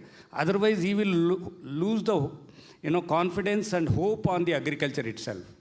Right questions, right pointing has been done by the student who's, I don't know his name, but it is soil health is very, very important for than anything else. Thank you. Yeah, please. So, sir, there was farm bills. Farm bills were introduced in Indian Parliament. In 2020, farm bills were implemented by the government of India, sir. But after a very large resistance, they were taken back. So, what are your views, like non-political and unbiased view as experts on those farm bills? Do you want to cover that on the farm bill? I will give you my personal opinion. I think just like water will find its own level, I think as and when the economic process goes, it will find its own ways. That farm bill that you saw, there was a whole lot of reaction. I personally believe it was driven by middlemen, the Arthiyas who are losing their fiefdoms. Even today, in Bangalore, I'll be probably one of the few guys to tell you that there are these mafias around. I'm calling them mafias, but there are vested interests across the board, right? There will be vested interests. I'll give you an example, right? And goes back to the other person who asked about how can I increase my, how can somebody increase the soil fertility and the organic matter in the soil. We as an apartment complex used to segregate, take the wet waste and convert it so that it can be applied. Do you know that we had so much developed that we didn't have to give it out to anywhere, and all our, within the apartment complex, all the trees, all the plants are growing very well because we are overfeeding it. This is available. What it needs is somebody to pick it up and work through. Now, if you think about it from a Bangalore city base, we do about 5,000 tons every day of reusable organic waste that is basically just put into waste. In the sense, it is just put into a drain. We don't have a mechanism to do that. To your point on the farm bill, as I think he alluded to, the government can set a framework. But the mass acceptance has to come in, because in any virality, it has the pull that drives it. Push will only work to a certain extent. You can add if you think. So in this, it's a very sensitive question, but even though it is non-political, unbiased answer, in the interdisciplinary collaboration, one of the points should be policy making for the agriculture and regulatory things. As a central government, it can bring the system in place, but as individual states, they need to know the impact. There should be a proper mechanism to accept or not to accept. I'm not just saying the strike is the only solution. You have to see the policies which is framed in a larger context, in a longer vision, not in the shorter vision. There are, in a light note, sir has been told, there are some other interests, some other form of groups, which may eluded this particular move of the government, central government, in a right way, which not been implemented due to the whatever be the reason. I would say the next generation will change it. May not be today, but next generation, which you guys, when you realize your health is more than anything else, your wealth, then the change will come. Time has to decide. So there is no voting happened across the states on these policies. There is nothing, system has been built for frameworks which can be passed. It is because of some states, some people, whether they are right or wrong, which is not questioning right now. Point is, they have to look at the larger interest of the country. That's what I wanted to say. Okay. So I just want to add important point. The opposition mainly on the farm bill which has come from the northern states. Whether today, whether our farmers are making profit from this agriculture? No, sir. No. You look at even 2 days back what happened in the mango mela in Lalbagh. Okay, the farmers were forced to sell mangoes at rupees 3 per kg. 3 to 8 rupees, even in Chittoor. So majorly on the farm bill, the point was even we have to fix an MSP even for the vegetable. Even for the tomato farmers, what they get sometimes they sell at 2 rupees, 1 rupees 50 paise per kg. So on that, to my understanding, the major point was even to make an MSP for the vegetables as well as considering the input cost for growing it. So that was not accepted for the other northern states, whereas there was not much objection from the southern states. Okay, so as sir said, it will take time. It will take time. Time will change. Right, because even for universities, everybody has to consider what is the input cost for growing any of the vegetables. So based on that only, they have to set the market price as well as for the MSP. Today's subsidies should not be given to the people who are not following the guidelines of the government. If they are following the guidelines of the government in their agriculture, in their nutritional value of the crop, those should be eligible for subsidies, in my view. Today what we are doing is, as sir has said, 3 rupees per kg mango. It is not even the harvesting cost. Imagine, this is a condition if it is there, because we are not at all planning our agriculture based on the geographical locations, crop patterns and yield. We are only doing mass. If somebody is doing pomegranate, he is getting crores together profit, which will never grow in that area. There also people will try, they will burn their money. The problem is today we are not segregating our land for the fixed crops, fixed areas. That is most important to make farmer profitable. That should come as a guideline from the government. This reason is meant for this crop which we can give you the better price. If you, same thing what is grown in Kerala, I cannot grow in Karnataka. People are trying arecanut which is growing in this part of the Karnataka, southern region, in Ballari also. Imagine people look for the profit. Farmers are looking desperate for the profit because they have been, for last 40 years, they never made any profits. Why? Because the gap of knowledge, skill set, and the market accessibility. Every farmer who talks to me, he tells, sir, can you connect me to the market? They think that market is something we can connect to them. Until unless you don't have a quality product, you will not be able to sell it in market. India market is huge, which anything they buy without knowing the impact of the health, on their health. But if you want to make real profit, you want to really export, you need to have a quality product. That's a major important. So if you grow, even the people doesn't know today, ಮುಂಗಾರು ಬೆಳೆನ ಹಿಂಗಾರು ಬೆಳೆಯಲ್ಲಿ ಹಾಕ್ತಾರೆ, ಹಿಂಗಾರು ಬೆಳೆನ ಮುಂಗಾರು ಬೆಳೆ. Rabi and Kharif, they are mixing today. How they will get the profit? This is what the knowledge which can be shared from science to engineering to agriculture. This is what we need to work on it. This is where technology has to be developed. If you are doing a tur dal this season, you will not get better profit. You will not get better yield. That's where engineering has to play a bigger role. That's my view. Sure. As I said, I think we'll go on forever. I've been asked to, we'll do it offline. If you can ask the question offline. Yeah.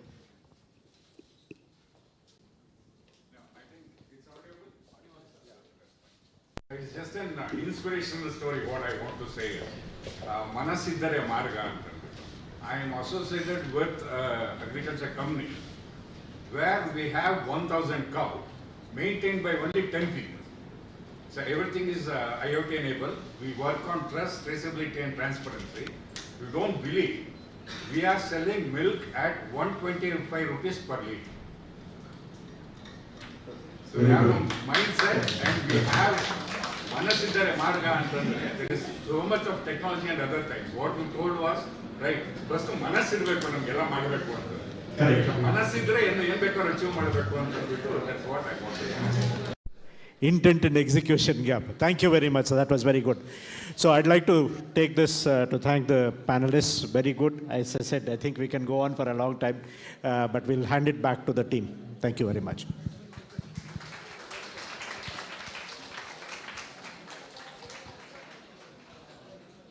I am Dr. Shivanand from Dakshagada Jilla. I have been working in the media for 40 years. Media means in the village, Sullia, Puttur, is villages. Most of them are agriculturists. But I am running my paper profitably because my agriculture is rich. Dakshagada Jilla, we have commercial crops. My brother's an engineer, he came back for agriculture. Because we grow arecanut, pepper, coconut, vanilla was there sometime. Now rambutan we have, whatever commercial crops we grow. Paddies have gone. Nobody grows paddy. What I am telling is he can become rich by you go to YouTube. You see 1 acre, you grow crores of rupees. The information is already there. But whether it's practical, it's a question mark.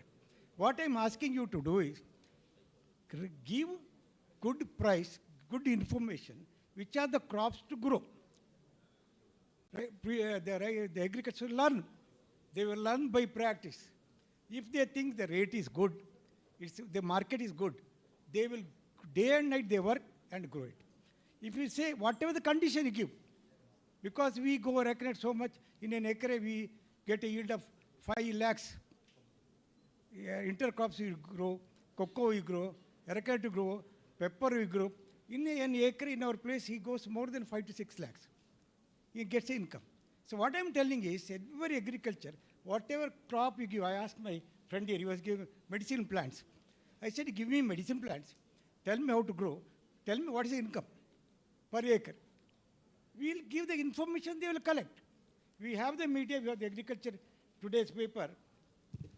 I'll just show you this because it's agriculture paper. What the nursery there, where we are started our own organization for this. We are giving a lot of information, where the plants are there, which are the plants to grow, which are this thing you have to. So in that, see, every agriculturist in our place, he buys my paper about the information. This is the way I want you to see. Whatever crop you tell us, anywhere in the village, tell them what is the income. Then give them the model. Because everybody joins engineering because he gets a job. He gets a crores of rupees as a income. Anybody becomes a doctor because of the income. So agriculture has to become agriculturist. You show them the income. They will learn. Yes. The only process of that. So we have started issue for that. We have come to for this joining agri, natural agri, for that purpose only. To give them the information, give them the market. The information has to be proper, not the YouTube information. Sure. You form an organization which gives proper information for every agriculture. Sir, that should be truthful.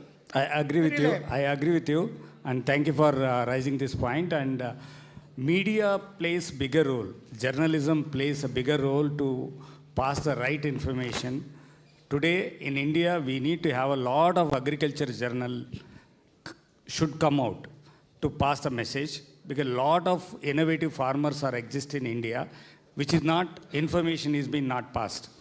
Where they are connecting market, what they are growing. So journalism, especially articles, newspapers, even the TV media,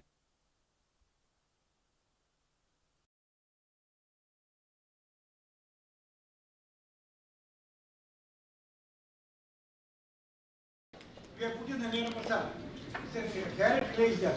You go to the YouTube, it's late. So what we do is get the document. We reach into the village. So absolutely right. I think the difference is in all of this, you have to build that trust. What you are doing is taking that one step to build trust. You have to follow through. That's why. That's why see our media person is there. They come to Puttur. He is recording it. And he is already running online. So what is the same way we want to reach the people. Everybody see that. They will understand. We make a piece of your arguments, whatever you give us. That will be shared to the person. They are interested, they will see. Thank you. Thank you. Thank you.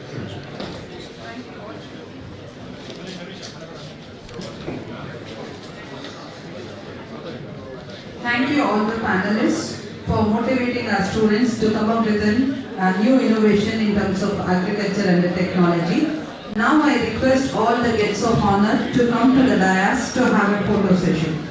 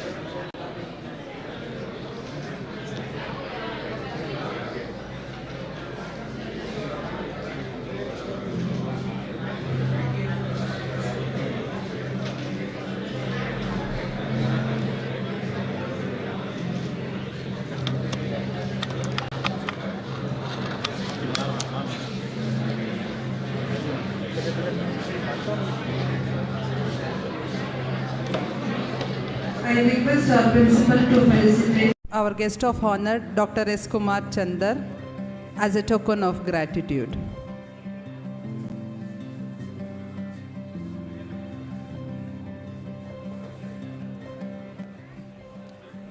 I also request Mr. Ravindra Krishnappa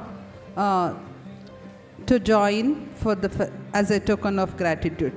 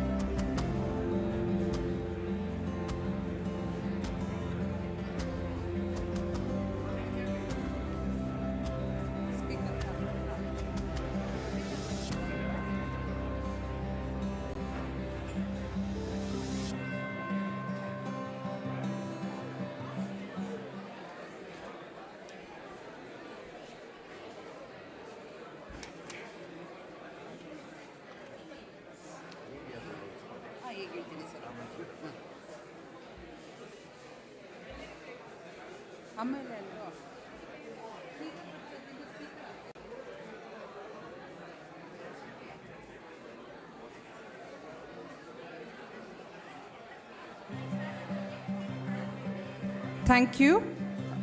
We wanted to take a moment to express our gratitude to media partners Suddi Bidugade for coverage of today's event.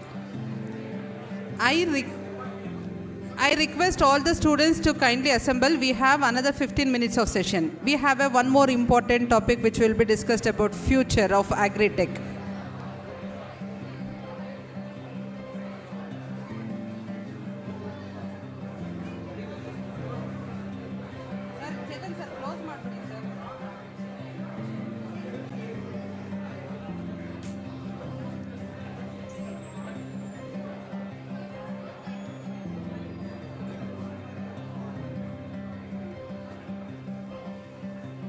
I request Sridhar Bhatt, sir, to kindly extend his insights on future of Agri-Tech. Over to you, sir.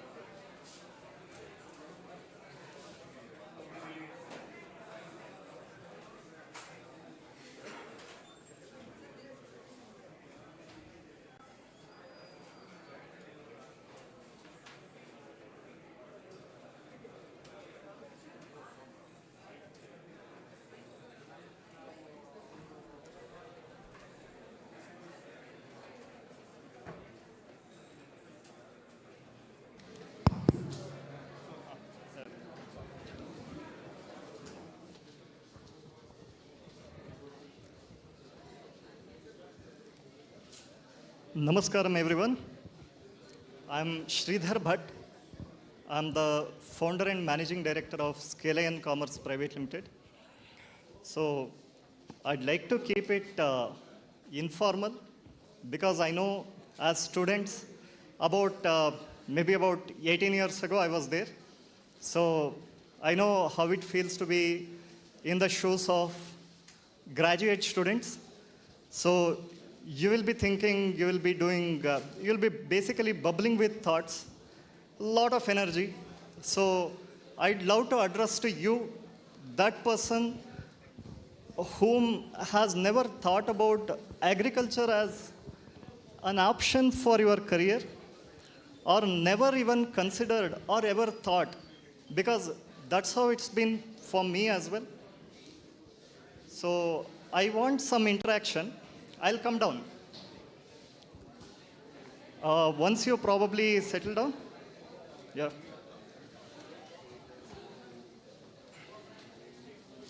Sure. In the meanwhile, I'll just do the formality of introducing the company. So we are an agri-tech SaaS platform. We have built the technology, the agri-tech innovation, which got incubated at Pusa Krishi Indian Agriculture Research Institute, Delhi. And we offer supply chain unit level traceability and anti-counterfeiting solution, as well as global compliance management for agri-businesses. So why these three things are important? That is the tagline of our company, 𝐏𝐸𝐯. It is trace, protect, and comply. Three major challenges faced by agri-businesses in order for them to access market. Like Basaya sir was mentioning, traceability is non-negotiable. You can't export to several markets without having traceability. There are exceptions that can be given for certification, but there is no exception for traceability. Because not sure how many of you have seen that podcast between the Zero, the founder, and the Brian, the longevity, the one who shot to fame because of the longevity experiments, the blueprint. So when he visited India, he came with his box packed with food for next 6 days. He mentioned something which is poignant, that you need to remember. Food is considered guilty unless it is proven safe. You don't know. When it is produced, farmer might not have done anything directly or knowingly, but unknowingly, he might have put some fertilizer which is counterfeit, which is fake, which even it is not his fault, but he is unable to verify the origin, that the fertilizer or the pesticide that he has used is safe for humans, safe for the environment.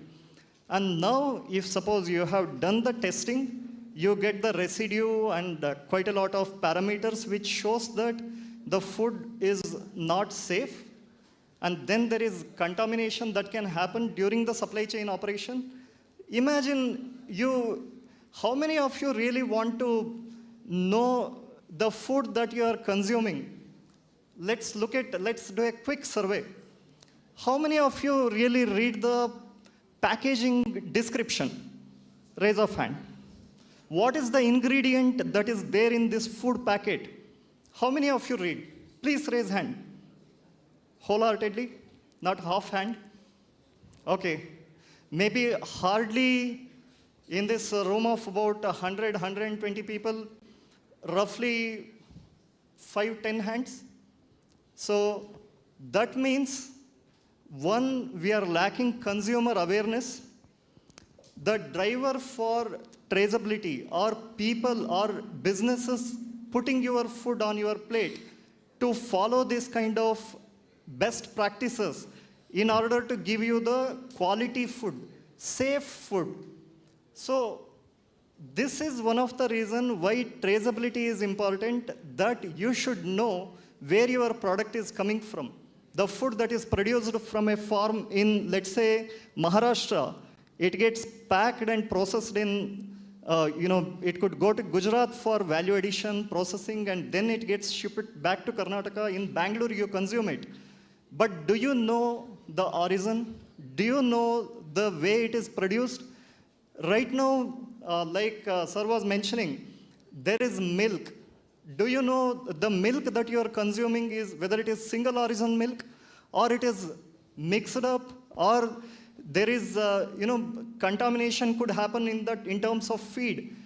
The kind of feed that is given to the cattle for higher yield, the good name that is given to the Agri-Tech Club, yield, right? So everything when it comes to agriculture, it is looked at. If you are looking at the profit, it's about yield. So when it comes to dairy, if the milk that you are consuming, how do you know how it is produced? What is the kind of feed given to the cows that are giving this kind of milk? So all these are question marks. So do we have answers? To answer this, we present 𝐏𝐸𝐸, which has given the supply chain traceability at unit level, how it is produced, who is the producer, which location it gets produced, with satellite imagery, with IoT devices integration, and give you the clear idea of what is happening with your food at every single touch points in the supply chain. So, and when it comes to the compliance management, government and the buyers are drivers for this compliance. So let's say suppose now Tata and Starbucks came with this joint venture here in India, right? Starbucks coffee. So now to procure the raw material, that is coffee beans, Starbucks sets compliance requirements. Says that, okay, you have to follow this kind of practices, you should not use this kind of harmful chemicals or pesticides in your farming practices. There are a lot of compliance guidelines at each stage and how you need to process it. When it comes to moringa, probably you should have I strongly recommend Agri-Tech Club to again have a full masterclass from Basaya sir on the processing and value addition of moringa. So there are quite a lot of activities that happens. It could be one small activity like oil extraction equipment. So whether it is washed every day with hot water, how it is cleaned, what kind of cleaning procedures are used and how it is documented. This matters in terms of certification. If this is not there, and let's say there is a room in the facility, and if it is not kept clean, whether or not you are using that room for processing or not, compliance auditors can raise red flag that. You don't want, let's say suppose you are buying millet mix. You don't expect somebody's hair in that, right? How awkward it feels. These are all very stringent guidelines or stringent compliance requirements which makes food processing, which makes the consumption of food that you are having on a day-to-day basis, it is safe for you. And these compliances can happen the other way also. If suppose you raise voice as a consumer, how many of you know about the fact there is one social media influencer, Revant, or someone, can somebody confirm? Revant, right? Yeah. So he flagged the Bournvita, saying that you are saying it is growth supplement and health supplement and all these things, but what you are selling is 50% sugar. It is not good for the recommended, in any way it is not recommended for the health of kids. So what happened? So this consumer awareness can drive brands to comply, can drive brands to give you the traceability, give you the right information. So this is what is the agri-tech that we are doing. And with this innovation, we got incubated at Pusa Krishi. I'll just quickly run through. 200 plus agribusinesses trust us. Next. And the challenges, as I have already covered, more than 30% of the products in the agribusinesses that are used, it could be inputs, seeds, spurious seeds, fertilizers, chemicals, pesticides. These could be, or these are counterfeit. Next one. So I have already covered. Next. right? So with blockchain, with artificial intelligence and the current trends in technology, so which you would have already heard, which anyway I will be covering next. So we are solving these three challenges. And now coming to next one. So I want to talk about the topic given to me is future of agri-tech. So I thought about it for a bit. Currently there is what is happening. It is the nearest future, the future of agri-tech. What is happening today, we can't miss it, right? So it is, there are early adopters. So not everybody has a tractor. Not everybody has a smart farm. So you have heard about home automation, how you can turn on light, how you can turn on fan. Do you know this can be done even for farming?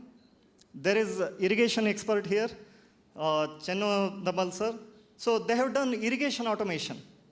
So without, the challenges faced by farmers, if you know, midnight, 2 o'clock, they give the, the power that is required to run the, pump set, drip irrigation, it comes at midnight. How do you expect a farmer sitting in, let's say, some remote corner, or let's say, suppose I want to have the freedom, I want to move around and still be a successful farmer. So I'm tied down to my farm. Literally, like I'm tied down to the farm and I can't travel anywhere because of these issues. So I have to be there. If I don't irrigate, crop will die. 3 days I can't take a break and I can't enjoy my holidays. So that sort of challenges, there is irrigation automation, there is a smart farm. So the idea is that with agri-tech, we are looking at making small farmers smart farmers. Smart farmer, somebody who is educated, somebody who is, it doesn't come with qualification, mind you.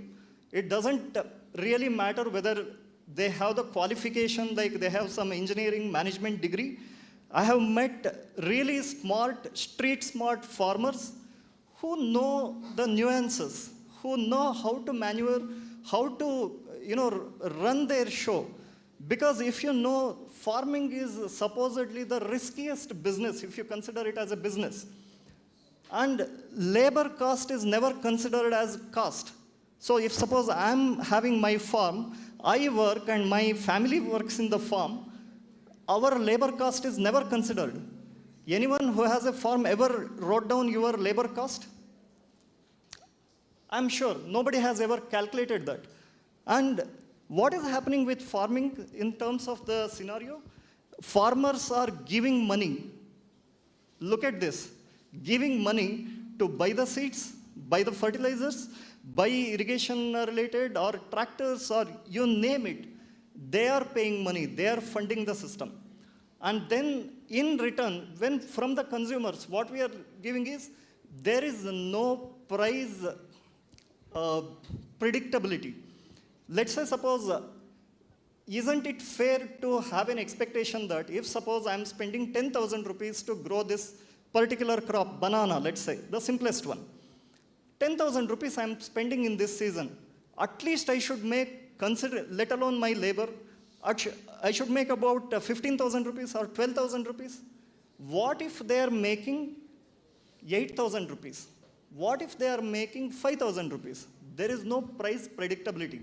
So there are challenges like this, which makes farming one of the difficult profession.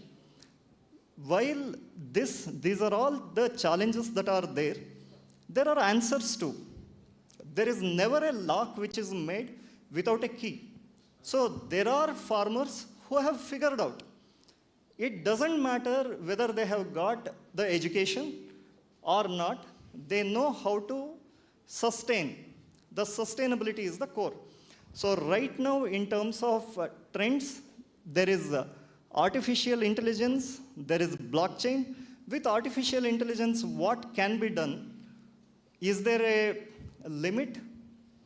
Probably not. We are figuring out. We are finding out the possibilities in various areas of application, including agriculture. So AI can be used for advisory. Let's say, suppose somebody doesn't know what is the kind of disease their grape farm is having. By clicking the photo and uploading to one of this AI advisory platform, they can get to see what is the exact cause for this disease, what is making this plant die, and how they can solve this problem. Then blockchain for traceability, drones, I need not have to mention the application of drones, it's already there for fertilizers, pesticides, and there is something called as precision farming that people are already practicing, and smart tractors, electric vehicles in various capacities. In the interest of time, I will not delve deep into every individual aspect. These are all things, if you have the pointers, you can look up and you can find out definitely. And then agri-equipments, smart or connected agri-equipments. Even this is a possibility, IoT devices, sensors to identify what is the moisture level at your farm, whether it needs to be irrigated or not. How do you know? If you over-irrigate, ಅಂದರೆ ನೀವು ನೀರನ್ನು ಜಾಸ್ತಿ ಕೊಟ್ಟರೂ ಕೂಡ ಬೆಳೆ ಹಾಳಾಗತ್ತೆ, ಕಡಿಮೆ ಕೊಟ್ಟರೆ ಹೇಗಿದ್ರೂ ಉಳಿಯಲ್ಲ. So there are satellite imagery based data that is available to identify what kind of pests, what kind of diseases, and when it comes to IoT, there are sensors which can give you wing beat. You know, what kind of pest is making the noise in your farm. You can't hear it. Human ear can't hear this. But these sensors, acoustic sensors, can actually figure out which pest is going to infest and they cause damage to your yield. And you can take preventive action instantly. And then there is farm automation, as I already mentioned, GIS. How many of you know about these terms? All these are new, completely new? Hydroponics, aquaponics, aeroponics. So all we are talking about is ponics is to grow and using what? Using water or suspended in air, or aquaculture. Aquaculture using, you have fish tank and you can do protected cultivation or protected farming. So you know about, how many of you have seen a polyhouse or been to a polyhouse or have seen hydroponics, aquaponics, aeroponics, any of this? So my strong recommendation, please do visit. There is no substitute for going and seeing it firsthand. The founder of Suzuki, in Japanese culture, there is a saying, do your own, with your own eyes, go and see. Because that is how you learn. Learning doesn't happen sitting in classroom alone. It is with observation, you can learn a lot of things. Just by keen observation, you will be able to absorb things. And the GMO crops, so there are genetic modification for climate resilient crop, because you don't want a crop where, you know how climate condition, the climate change is real. It is no longer a hypothesis that something is changing. How many of you have been stranded in Bengaluru rains last month, in May? Supposedly, it was not, it was one of the highest rainfall within very short span of time. And seasons are changing, right? So it is no longer, you can't expect, like there is a Rabi and Kharif season or Mungaru or Hingaru. You don't know when the climate will change. So you want your crop or you want your seeds to be resilient of all these climatic conditions. So there is genetic modification that is done. I don't want to get into the ethical or whether it is right, wrong, those things. There are technologies that are there for right use of that. And there are applications on the ground. For commercial reasons, it is definitely required. Otherwise, feeding 1.4 billion people in this country, it is going to be a tough challenge, right? So these are current trends. I will, anyway, if suppose any questions are there, I will answer that later. So near future, we are looking at agri-biotechnology. CRISPR kind of the technology that is used for gene editing, then the vertical farming and automated environmental control systems. Can you imagine your farm? We can regulate the CO2 level, regulate the temperature, regulate the microclimatic condition within the protected area. So these are all automated cultivation related technologies which can be, for sure, if suppose you are putting this kind of money on seeds, fertilizer, or you are using fertigation, any of this method like hydroponics, you are for sure going to earn X amount of money in that particular cycle. So these kind of automated environmental control systems give you that kind of precision, that kind of predictability. And there is sustainable inputs, because we are now talking about everything, it boils down or revolves around sustainability. We can't just go about creating, dump yard of waste, right? So can you imagine the kind of waste as individuals we generate? In European and US markets, it is probably the highest, but they have segregation systems. In India, we are looking at a pandemic of garbage or dump yards that are going to be a tough challenge to solve. And the wastage could come from the bags that are used, growing bags, or the bags that are used for storing the fertilizers, pesticides. Like sir was mentioning, we are one of the country which uses highest amount of fertilizers, and with that comes plastic. How do we handle that? So sustainable inputs. Again, the kind of chemicals that are leaching into the water sources, groundwater, and the level of microplastic, level of the heavy metals. So these are making, if suppose we are only looking at farming and profiting from farming or getting more yield, but not looking at the ecological or the environmental impacts, it is never going to be a sustainable farming, and people are going to pay heavy price in terms of, the healthcare expenditure would triple or more. That is the study which says in rural areas. So earlier days, we used to have less number of hospitals. Now, in every small town, we have more hospitals, more hospital beds. That is one of the indicator that we have to look at sustainable inputs where it doesn't cause any environmental damage. The kind of fertilizers that are used, it has to be sustainable. It should not leach into, or the pesticides should not leach into the soil and cause, the everlasting harm. I can give examples like endosulfan, you can look up further.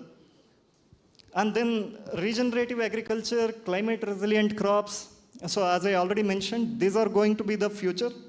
In near future, you are going to see quite a lot of such kind of products in market, where you are going to see this implementation of this giving an edge for the farmers, that they will know, okay, this year, I will earn from my maize, I'm going to earn, let's say, 12 lakh rupees. Or from this particular cash crop, turmeric, I'm going to earn so much money. So they will be having that kind of visibility. And in the long term, we know about when this war is happening, you have heard about hypersonic, right? And you have heard about everything hyper.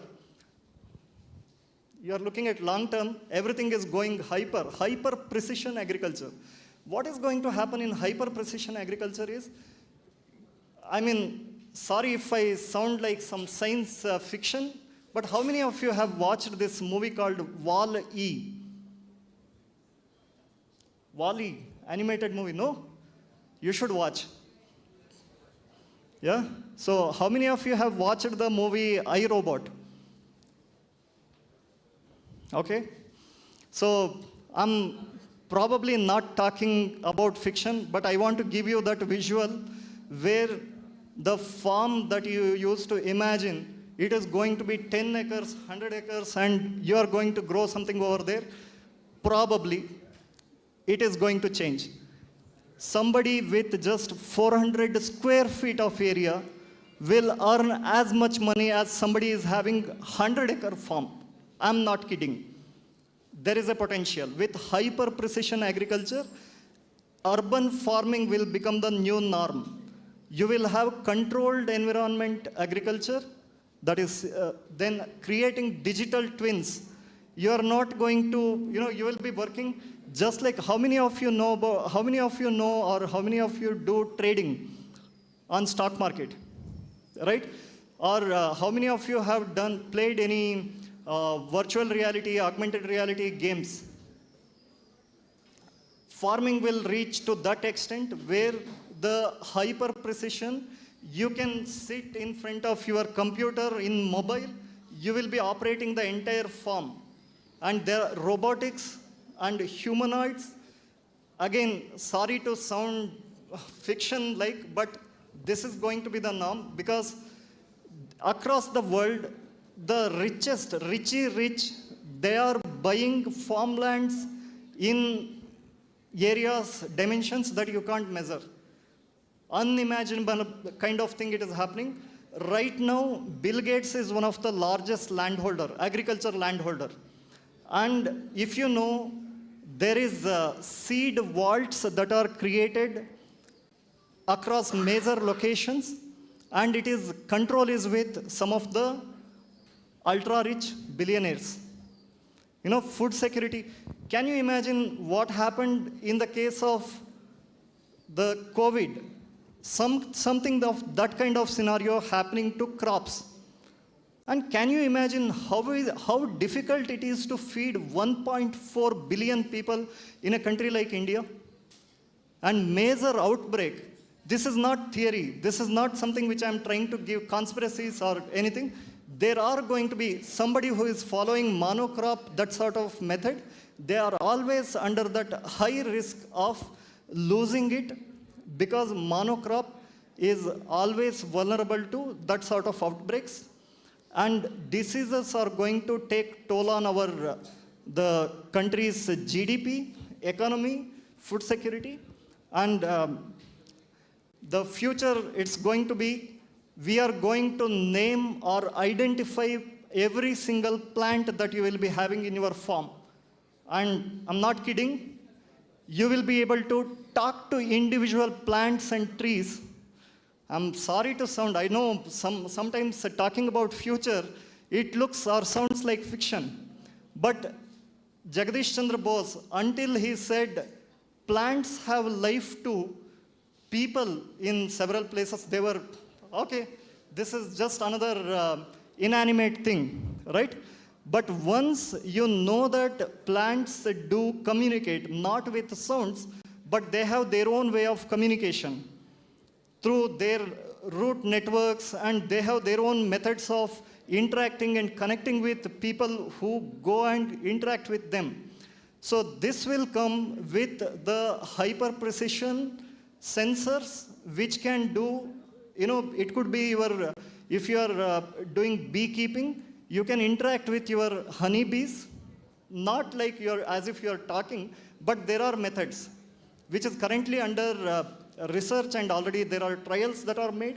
You can already identify the plant stress. Can you imagine plants experience stress too? There is biotic stress and abiotic stress. The biotic stress is, suppose there is some predator or something, some animal comes near, that plant will, maybe not, but some other plant, they will feel threatened. And the kind of plant cellular structure changes according to the exposure to environment. The weather patterns, the external environment. So we are going to see the day, not very far, where you are going to see this kind of heirloom seeds becoming normal, because people are going to understand the effects or the need of such kind of food, and measure bioindicators, like what is the kind of pollinators that are in your farm. It becomes like, if you have birds, if you have butterflies, if you have honeybees visiting your farm, you are one of the, in terms of bioindicators, you are one of the rich farmer, right? And earthworms and nematodes, right? So you are going to see things unprecedented. There will be something called as microbial signature reading. Microbial signature reading is literally like what kind of microbes are present in your soil, the kind of soil health. You know, this is going to, all of this, it is going to require a lot of research, groundwork, understanding why we have to do this in order for us to build sustainable agricultural practices, which is not just for making money, feeding people, but also as a way to contribute back to the environment. So in Sanskrit we say, Mata Bhumihi Putroham Prithivyaha, which means our earth is our mother, and we are the offsprings, we are the progeny. That how do we deal with the mother? And see, when it comes to the agriculture, if you don't go with emotional intelligence, without EQ, without humanizing the tech, only the tech will become dry subject. So you need to have humanizing the tech, and you need to have the emotional intelligence along with artificial intelligence, such that the long term of or the future of agri-tech looks bright. And I want to end this with the prayer that is the Vedic prayer. Of course, I forgot to mention one very important topic. There will be convergence of Indian knowledge system and hyper-precision agriculture. Take my word, just like how yoga became, how the other systems like Ayurveda, similarly for plants, there is Vriksha Ayurveda, which requires a lot of research right now because of the changing conditions. We can't go with whatever was designed for maybe 10th century. It may not be applicable exactly in the same way. Requires a lot of research, holistic research, and then implementation of that with the hyper-precision agriculture, we are going to see a different light of the day. So with that, the Vedic prayer that I was mentioning, it is, okay, several of you might be having other engagements. Thank you, thanks for joining. So,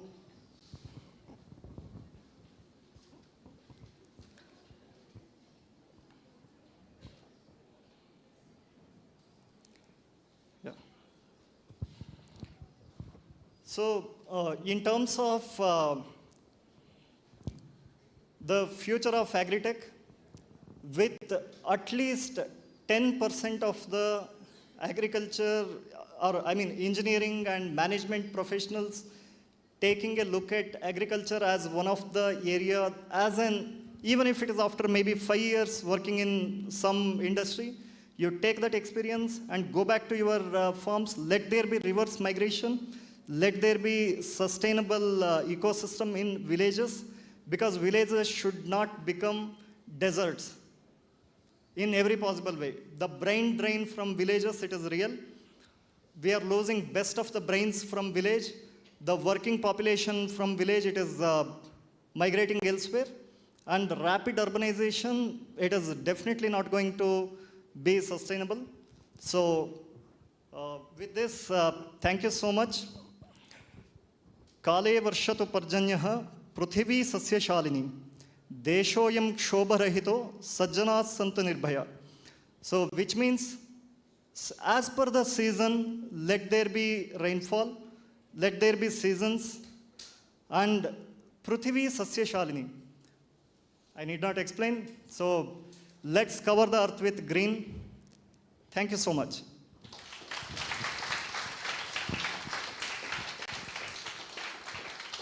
Any questions? You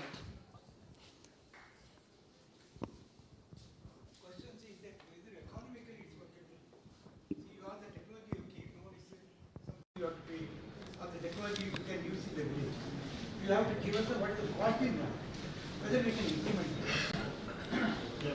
This is the thing we are in the village. We can adopt in your village, I can go to every college, every agriculture, I can reach it. Whether it's affordable. And how to maintain, whether we have to maintain, okay, agriculture, they are interested, they can maintain. And one point you have to labor, you have to tell about the land value.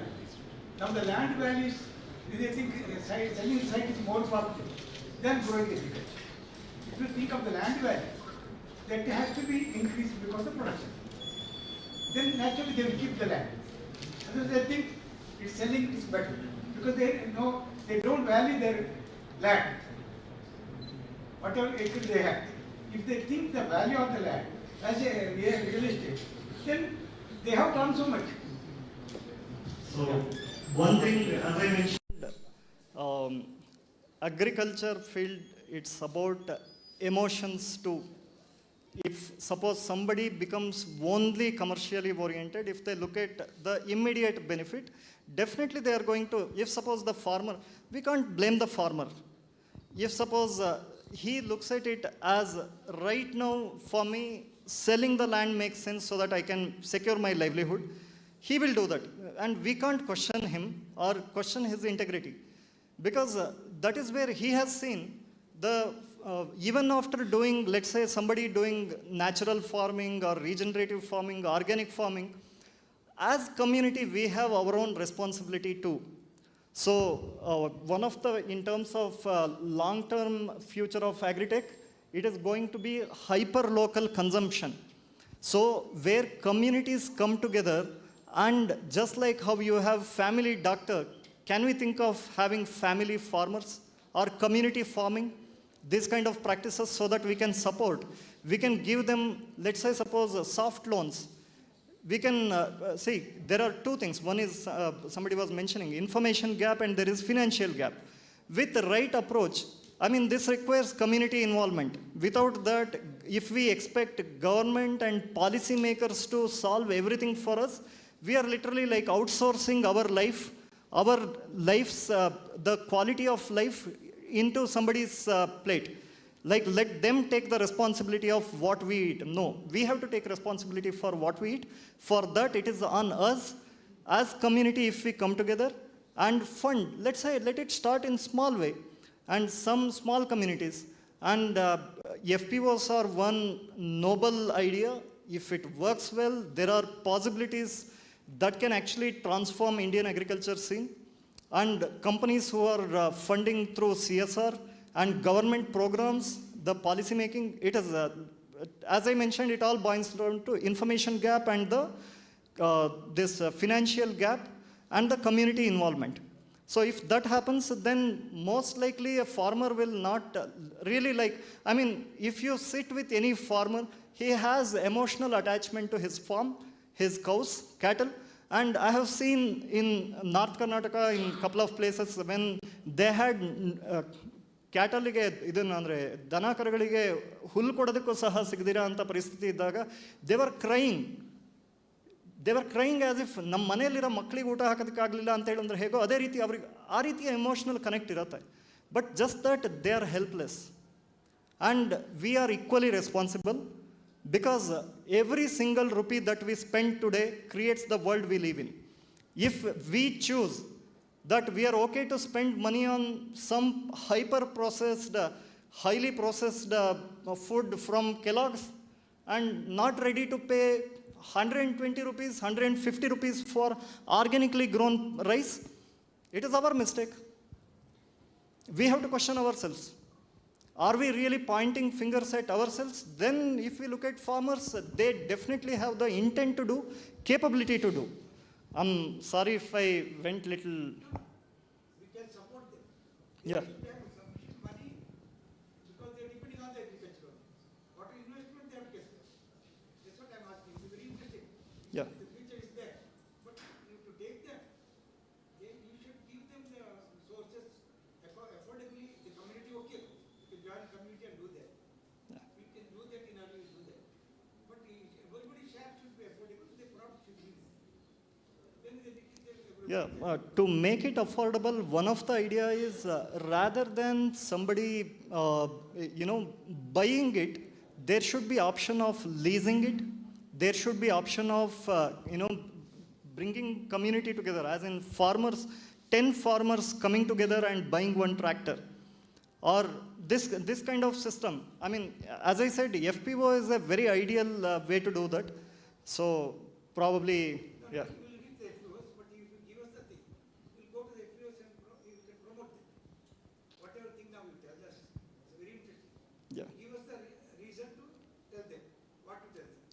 Certainly, sir. We will take it offline in the interest of time. Yeah. Thank you. Thank you so much. Any other questions? Thank you.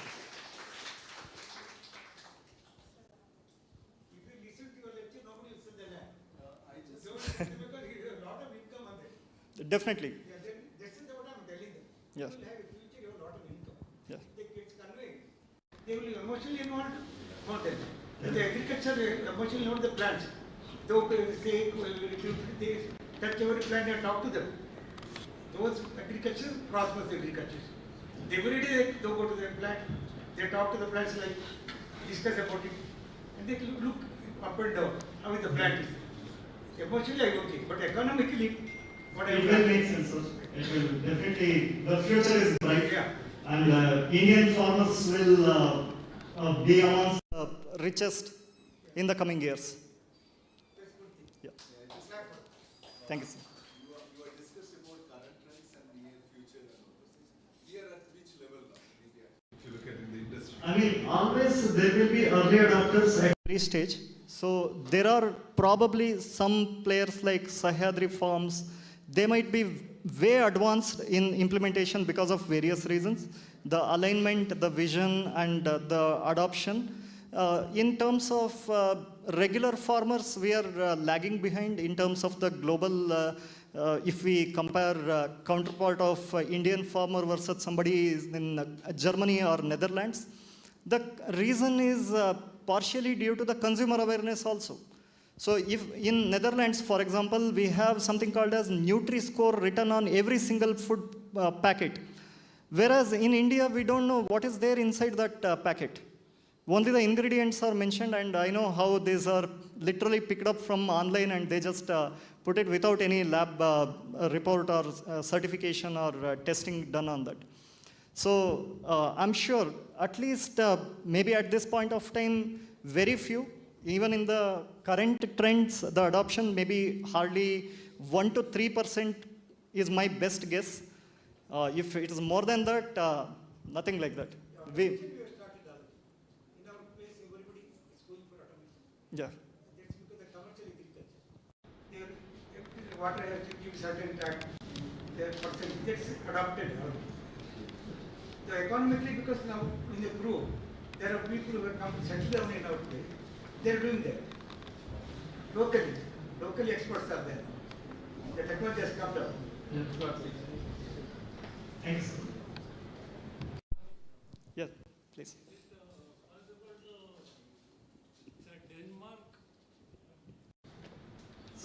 Sir, Denmark or Australia, which one is the better one for higher studies, for food processing?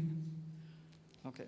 I mean, if I understand your question right, see again, every country has got demand for certain products, and it changes. It is seasonal, and the market dynamics, it is current geopolitical situation. Anything can change at any given point of time. Friendly country today might have their own export or import related policy. This boils down to the policy making. Let's say suppose India signs a trade pact with Australia saying that, okay, we will give free movement of goods, let's say mangoes from India to Australia, right? So then in that case, the process or the complexity involved in exporting mangoes to Australia will become simpler.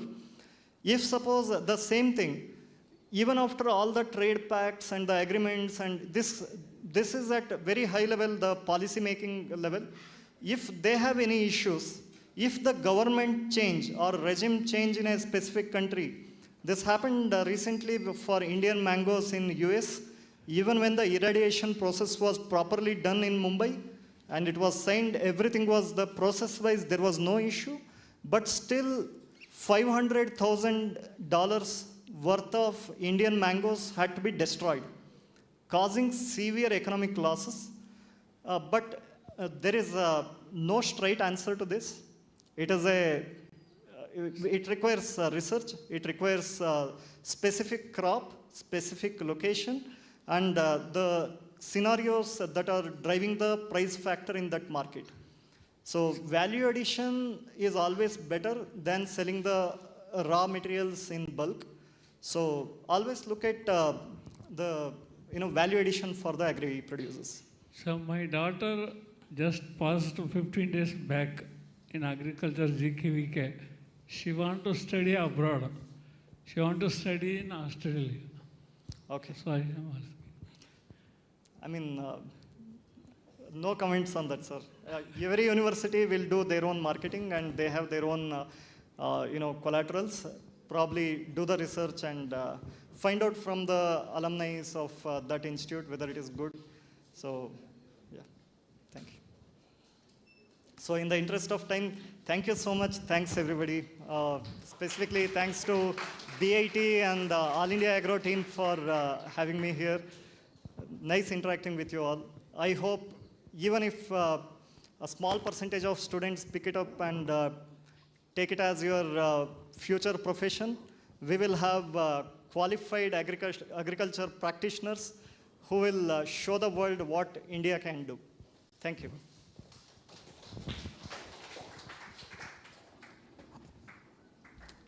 Thank you, sir.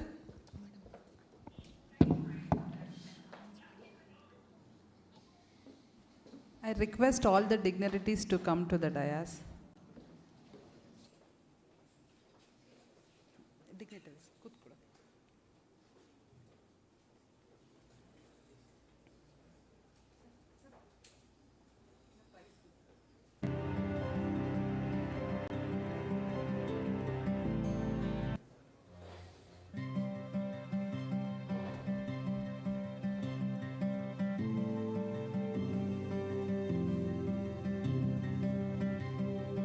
It is our pleasure to announce the winner of the tagline contest is Mr. Sachit V. Reddy from Artificial Intelligence and Machine Learning branch. We request Haranth P. co-founder All India Agro to distribute a small token of appreciation with a cash prize, a product kit and 1-year club membership. A big round of applause for Sachit V. Reddy.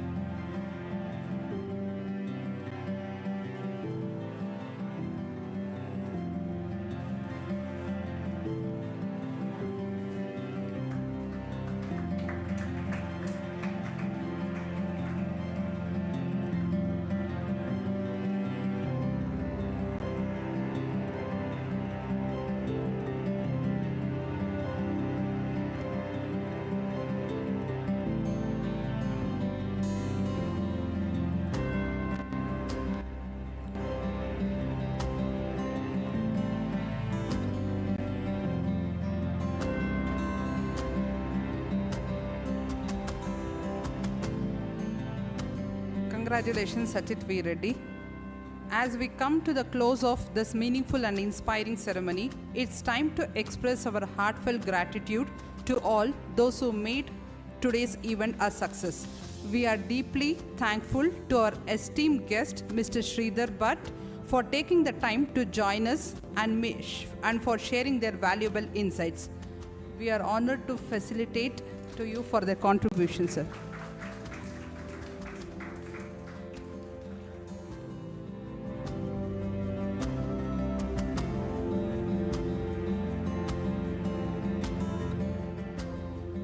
A special thank to our esteemed speaker, Mr. Vinay Murudi, co-founder and CEO, MyPal, for sharing your valuable insights and expertise.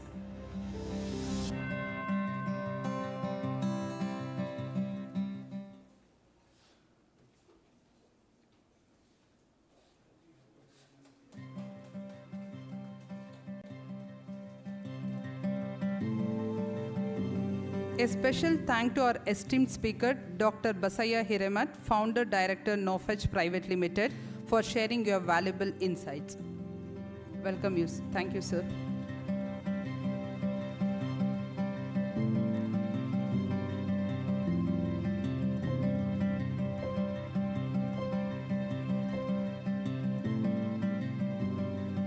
A special thank to our esteemed speaker, Mr. Biju George, Lead CSR Project, 𝐻𝐿 Kubota Limited.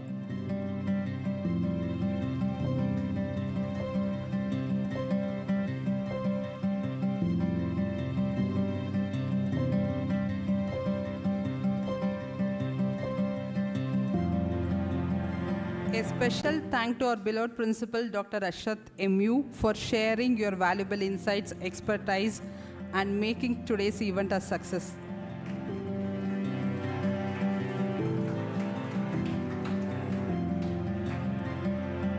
A special thank to Mr. Haran P., co-founder of All India Agro, Geeta Parashivappa, Director of All India Agro,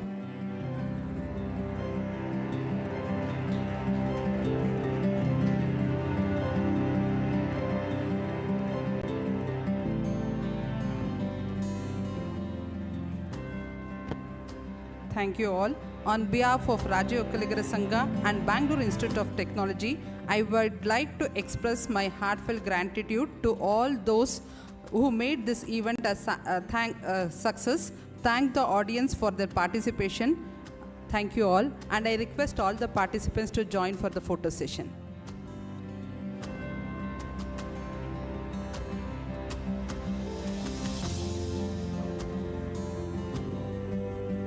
All of you, please come forward for the photo session.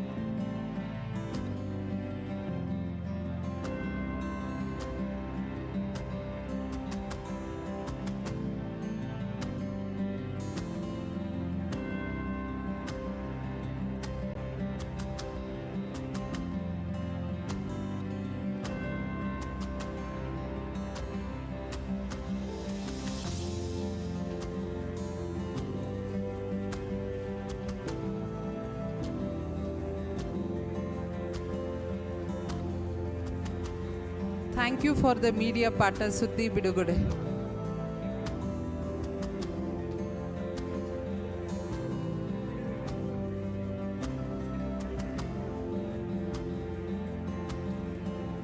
Media partners, kindly come to the dais for the photo session.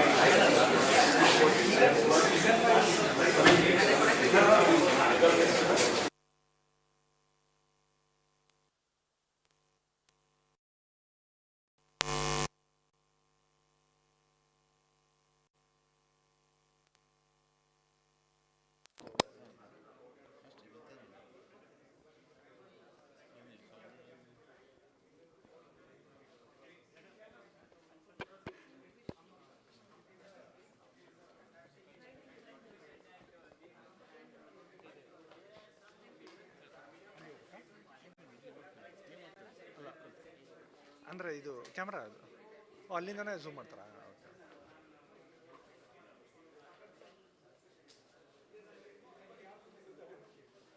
ಇವತ್ತು ಸುದ್ದಿ ಬಿಡುಗಡೆ team ಜೊತೆಗೆ interact ಮಾಡೋದು ತುಂಬ ಚೆನ್ನಾಗಿ ಅನ್ನಿಸ್ತಾ ಇದೆ. All India agro ಒಂದು ಕಂಪನಿ ಆಯೋಜಿಸಿದಂಥ ಸ್ಟೂಡೆಂಟ್ ಕ್ಲಬ್, ಅಂದರೆ ಇವಾಗ ವಿದ್ಯಾರ್ಥಿಗಳು ಎಲ್ಲ ಸೇರಿಬಿಟ್ಟು ನಾವು ಒಂದು ಕ್ಲಬ್ನ ಲಾಂಚ್ ಮಾಡಿದ್ದೀವಿ. ಈ ಕ್ಲಬ್ನ ಲಾಂಚ್ ಮಾಡಿದ್ದು ಒಂದು ಉದ್ದೇಶ ಅಂದರೆ ಬೇರೆ ಬೇರೆ ವಿಭಾಗಗಳಿಂದ, ಇವಾಗ ಇಂಜಿನಿಯರಿಂಗಲ್ಲೇ ಎಷ್ಟೊಂದು ವಿಭಾಗಗಳಿದೆ, ಅಥವಾ ಬೇರೆ ಕಾಮರ್ಸ್ ಅಥವಾ ಮ್ಯಾನೇಜ್ಮೆಂಟ್, ಈ ಎಲ್ಲ ವಿಭಾಗಗಳು ಸೇರಿಬಿಟ್ಟು ಅಗ್ರಿಕಲ್ಚರ್ ಅಲ್ಲಿ ಹೇಗೆ ನಾವು ಇಂಟರ್ ಡಿಸಿಪ್ಲಿನರಿ ಅಂದರೆ ಬಿಟ್ವೀನ್ ಬೇರೆ ಬೇರೆ ಡಿಸಿಪ್ಲಿನ್ಗಳ ಮಧ್ಯ ಯಾವ ಥರ ಒಂದು ಕೊಲಾಬರೇಟ್ ಮಾಡಿಬಿಟ್ಟು ನಾವು ಅಗ್ರಿಕಲ್ಚರಲ್ಲಿ ಹೇಗೆ ಒಂದು ಟೆಕ್ನಾಲಜಿ ಅಥವಾ ನಾವು ಏನು ತಂತ್ರಜ್ಞಾನ ಇವಾಗ ತುಂಬಾ ಮುಂದೆ ಹೋಗ್ತಾ ಇದೆ, ಅದನ್ನು ಯಾವ ಥರ ನಾವು ಇಂಪ್ಲಿಮೆಂಟ್ ಮಾಡಬೇಕು ಅನ್ನೋದು ಒಂದು ಉದ್ದೇಶದಿಂದ ಸ್ಟಾರ್ಟ್ ಮಾಡಿರುವಂತಹ ಈ ಕ್ಲಬ್ ಏನಿದೆ, ಇದನ್ನು ನಾವು ಲಾಂಚ್ ಮಾಡಿದ್ದೀವಿ ಇವತ್ತು. ಚೀಫ್ ಗೆಸ್ಟ್ ಆಗಿ BITಯ ಚೇರ್ಮನ್ ಆದಂಥ ಜಯರಾಮ್ ಅವರು ಬಂದಿದ್ದರು. ಅದರ ಜೊತೆಗೆ ಬೇರೆ ಬೇರೆ ಒಂದು ಎಲ್ಲ ರೀತಿಯ ಒಂದು ನಮ್ಮಲ್ಲಿ ಇನ್ನೊಂದ್ಸರಿ ಮಾಡೋಣ, ನಾನು ಸುತ್ತಿಂಗ್ ಮಾಡಿ ಹೊಡಿತೀನಿ. ನೀವು ಬ್ರೀ ಅಂದರೆ ಕರೆಕ್ಟಾಗಿ ಹೇಳಿ, ಬ್ರೀಫ್ ಅಂತ ಹೇಳಬೇಕಾ ಏನು ಆ್ಯಕ್ಚುಲಿ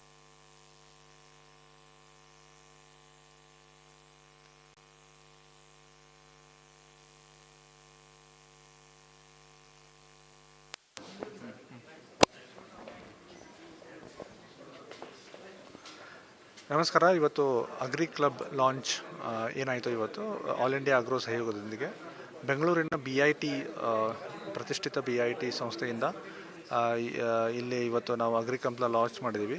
ಅಗ್ರಿ ಕ್ಲಬ್ಬಲ್ಲಿ ಬೇರೆ ಬೇರೆ ವಿಭಾಗಗಳಿಂದ ಎಲ್ಲ ಸ್ಟೂಡೆಂಟ್ಸ್ ಇದ್ದಾರಲ್ಲ, ಎಲ್ಲರೂ ಒಟ್ಟಿಗೆ ಸೇರಿಬಿಟ್ಟು ನಾವು ಯಾವ ಥರ ಅಗ್ರಿಕಲ್ಚರ್ನ ಮುಂದೆ ತೊಗೊಂಡು ಹೋಗ್ಬೋದು, ಅಥವಾ ಇಂಜಿನಿಯರಿಂಗ್ ಡಿಸಿಪ್ಲಿನಿಂದ ಯಾವ ಥರ ನಾವು ಅಗ್ರಿಕಲ್ಚರಲ್ಲಿ ಹೆಲ್ಪ್ ಮಾಡ್ಬೋದು, ಮ್ಯಾನೇಜ್ಮೆಂಟ್ ಡಿಸಿಪ್ಲಿನಿಂದ ಯಾವ ರೀತಿ ಹೆಲ್ಪ್ ಮಾಡ್ಬೋದು, ಈ ಥರ ಎಲ್ಲ ಒಂದು ಬೇರೆ ಬೇರೆ ವಿಭಾಗಗಳು ಒಟ್ಟಿಗೆ ಸೇರಿಬಿಟ್ಟು ಒಂದು ಇಂಟರ್ ಡಿಸಿಪ್ಲಿನರಿ ಟಾಸ್ಕ್ ಫೋರ್ಸ್ ಥರ ನಾವು ಈ ಕ್ಲಬ್ನ ಲಾಂಚ್ ಮಾಡಿದ್ದೀವಿ. ಇವತ್ತು ಒಳ್ಳೆ ಪ್ಯಾನಲ್ ಡಿಸ್ಕಷನ್ ಆಯಿತು about how to improvise the agriculture outcome. ಅದೇ ರೀತಿ ನಮಗೆ ಒಳ್ಳೆಯ ರೀತಿ ಸ್ಪೀಕರ್ಸ್ ಇದ್ದರು. ಈ ಕ್ಲಬ್ಬಿನ ಸಹಯೋಗದಿಂದ ಉದ್ದೇಶ ಏನಂತಂದರೆ, ತುಂಬ ಚೆನ್ನಾಗಿ ನಾವು ಆ್ಯಸ್ ಎ ಸ್ಟೂಡೆಂಟ್ಸ್ ಎಲ್ಲರೂ ಒಟ್ಟಿಗೆ ಸೇರಿಬಿಟ್ಟು how to help agriculture and the farmers. Thank you.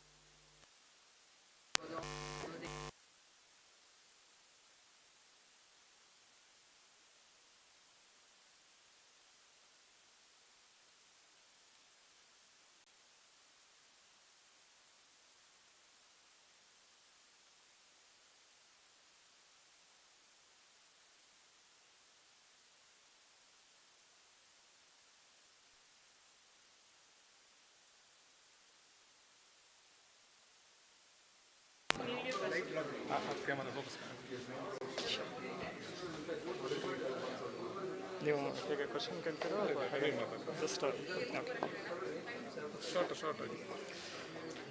ಎಲ್ಲರಿಗೂ ನಮಸ್ಕಾರ. ನಾನು Sridhar Bhat, managing director of 𝐏𝐶 commerce private limited. So ನಾವು ಡೆವಲಪ್ ಮಾಡಿರುವಂತಹ supply chain unit level traceability software ಏನಿದೆ, ಇದನ್ನು ಬಳಸೋದ್ರ ಮೂಲಕ ನಿಮ್ಮ ಪ್ರಾಡಕ್ಟ್ಗಳಿಗೆ ಮಾರುಕಟ್ಟೆಯಲ್ಲಿ ಹೆಚ್ಚಿನ ಮೌಲ್ಯವನ್ನು ಪಡೆದುಕೊಳ್ಬಹುದು.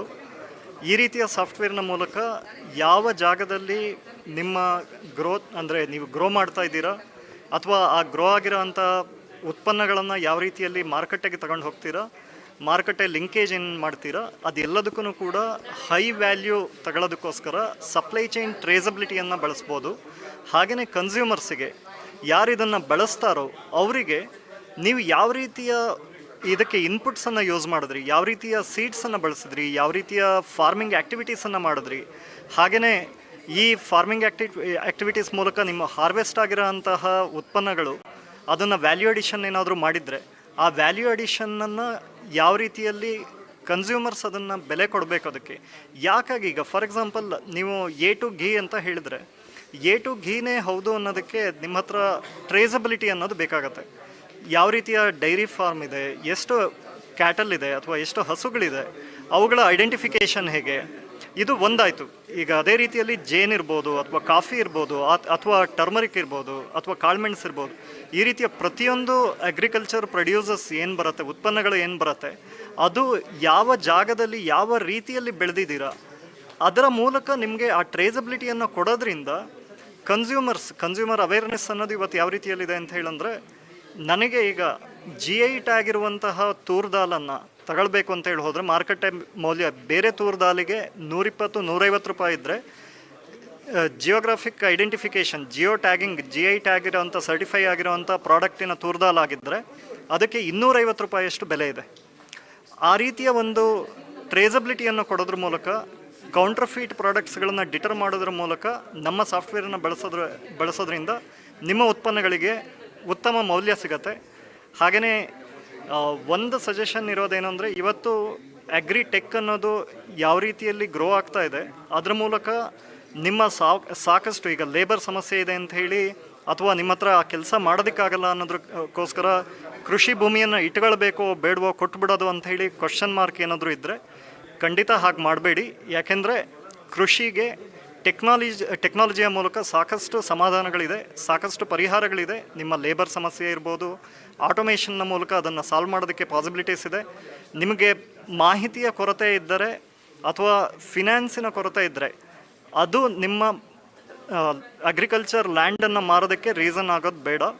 ಅದನ್ನು ಉಳಿಸ್ಕೊಂಡು ಯಾವ ರೀತಿಯಲ್ಲಿ ಅಗ್ರಿ ಅಡ್ವೈಸರೀಸ್ ಇವಾಗ ದೇಶದಲ್ಲಿ ಸಿಗ್ತಾ ಇದೆ, ಆರ್ಟಿಫಿಷಿಯಲ್ ಇಂಟೆಲಿಜೆನ್ಸ್ನ ಮೂಲಕ ಅಡ್ವೈಸರಿ ಇದೆ, ಸ್ಯಾಟಲೈಟ್ ಇಮೇಜರಿ ಬೇಸ್ಡ್ ಅಡ್ವೈಸರಿ ಇದೆ, ಮೈಕ್ರೋ ಕ್ಲೈಮ್ಯಾಟಿಕ್ ಬೇಸ್ಡ್ ಅಡ್ವೈಸರಿ ಇದೆ. ಅವನ್ನು ಬಳಸ್ಕೊಂಡು ಒಬ್ಬ ಪ್ರಾಫಿಟನ್ನು ಅರ್ನ್ ಮಾಡುವಂತಹ ಅಥವಾ ವ್ಯಾಲ್ಯೂ ಆ್ಯಡೆಡ್ ಪ್ರಾಡಕ್ಟ್ಸ್ಗಳನ್ನು ಕ್ರಿಯೇಟ್ ಮಾಡುವಂತಹ, ಅಂದರೆ ರಾ ಮೆಟೀರಿಯಲ್ ಅಥವಾ ನೀವು ಪ್ರೊಡ್ಯೂಸ್ ಮಾಡಿದ್ದನ್ನು ಹಾಗೆಯೇ ಸೇಲ್ ಮಾಡೋದೇನೆ ಮಾರುಕಟ್ಟೆಯಲ್ಲಿ ಅದಕ್ಕೆ ವ್ಯಾಲ್ಯೂ ಅಡಿಷನ್ ಮಾಡಿ ಸೇಲ್ ಮಾಡುವಂತಹ ಒಬ್ಬ ಯಶಸ್ವಿ ರೈತರಾಗಿ ಅಂತ ಈ ಮೂಲಕ ನಾನು ಕೇಳ್ಕೊಳ್ತೀನಿ. ನಮಸ್ತೆ. Thank you so much.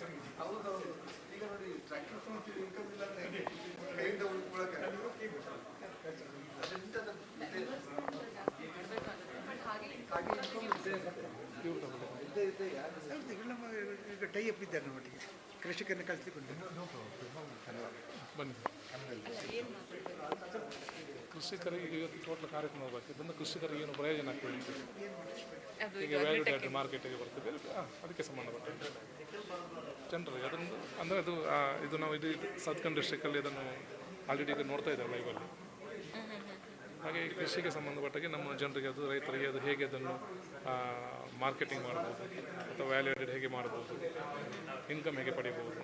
ಈಗ ಸೈಂಟಿಫಿಕಾಗಿ ಮಾಡ್ತಾ ಇಲ್ಲ, ಕೆಲವು ಕಡೆ ಅವರ ಒಂದು ಜೀವನೋಪಾಯಕ್ಕೆ ಮಾಡ್ಕೊಂಡು ಇದು ಜಸ್ಟ್ ಮಾಡ್ತಾ ಇದ್ದಾರೆ ಅಷ್ಟೇ. ಬಟ್ ಅದರಿಂದ ಆದಾಯ ಪಡೆಯುವಾಗ ಹೇಗೆ ಮಾಡ್ಬೋದು ಅಂತೇಳಿ.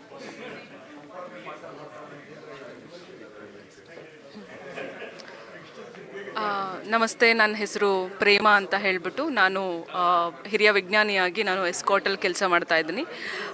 ಇವತ್ತಿನ ಒಂದು ಮಟ್ಟಿಗೆ ನಾವು ಏನು ಹೇಳ್ಬೋದು ಅಂತಂದರೆ, ರೈತರುಗಳಿಗೆ ತುಂಬ ಜನ ಬರ್ತಾರೆ ತರಬೇತಿ ತೊಗೊಳ್ಳೋದಕ್ಕೆ. ಬಟ್ ಅವರೆಲ್ಲ ಒಂದೇ ಹೇಳೋದು, ನಮಗೆ ನಾವೇನು ಖರ್ಚು ಜಾಸ್ತಿ ಆಗ್ತದೆ, ನಾವೇನು ಖರ್ಚು ಮಾಡ್ತಾ ಇದ್ದೀವಿ ಒಂದು ಬೆಳೆ ತೆಗಿಲಿಕ್ಕೆ ಅದು ಜಾಸ್ತಿ ಆಗ್ತದೆ, ಇಳುವರಿ ಬರ್ತಿಲ್ಲ ಅಂತ ಹೇಳಿ. ಬಟ್ ಮೇಜರ್ಲಿ ನಾವೇನು ಅವ್ರಿಗೆ ಫೋಕಸ್ ಮಾಡೋಕ್ಕೆ ಹೇಳ್ತೀವಿ ಅಂತಂದರೆ, ಮಣ್ಣಿನ ಆರೋಗ್ಯದ ಮೇಲೆ ಅವರು ಫೋಕಸ್ ಮಾಡಿ ಅಂತ ನಾವು ಹೇಳ್ತೀವಿ. ಯಾಕಂದರೆ ಮಣ್ಣಿನ ಆರೋಗ್ಯ ಚೆನ್ನಾಗಿ ಇಟ್ಕೊಂಡ್ರೆ ಖಂಡಿತ ಅವರು ಖರ್ಚನ್ನು ಕಡಿಮೆ ಮಾಡ್ಕೋಬೋದು. ಖರ್ಚನ್ನು ಕಡಿಮೆ ಮಾಡ್ಕೊಳ್ಳೋದಕ್ಕೆ ತುಂಬ ಮೆಥಡ್ ಇದೆ. ಅಂದರೆ ನಾವು ಬೀಜ ಬಿತ್ತನೆ ಮಾಡೋದ್ರಿಂದ ಕಟಾವು ಮಾಡೋವರೆಗೂ ಏನೆಲ್ಲ ನಾವು ಮಾಡ್ತೀವಿ, ಫಾಲೋ ಮಾಡ್ತೀವಿ, ಅಂದರೆ ಯಾವ ಗೊಬ್ಬರಗಳನ್ನ ಹಾಕ್ತೀವಿ, ಈ ಗೊಬ್ಬರಗಳನ್ನ ಹಾಕೋದು ಕೂಡ ನಾವು ಯಾವಾಗ ಹೇಗೆ ಹಾಕಬೇಕು ಅನ್ನೋದನ್ನು ಕೂಡ ನಾವು ಹೇಳ್ಕೊಡ್ತೀವಿ. ಅದು ರೈತರುಗಳು ನಾವು ತಿಳ್ಕೊಬೇಕು ಅಂತಂದರೆ ನಾವು ಫಾರ್ ಎಕ್ಸಾಂಪಲ್ ಇವಾಗ ನೀವು NPK ಕೊಡ್ತೀರಾ ಅಂತ ಅಂದ್ಕೊಳ್ಳಿ, ನಾವೆಲ್ಲ ನಮ್ಮ ಅನುಕೂಲಕ್ಕೆ ತಕ್ಕನಾಗಿ ನಾವು ಬಿತ್ತನೆ ಮಾಡ್ತೀವಿ. ಬೀಜ ಬಿತ್ತನೆ ಮಾಡಬೇಕಾದ್ರೆ ಬರೀ DAP ಕೊಟ್ಟು ಸುಮ್ಮನೆ ಆಗ್ತೀವಿ ನಾವು.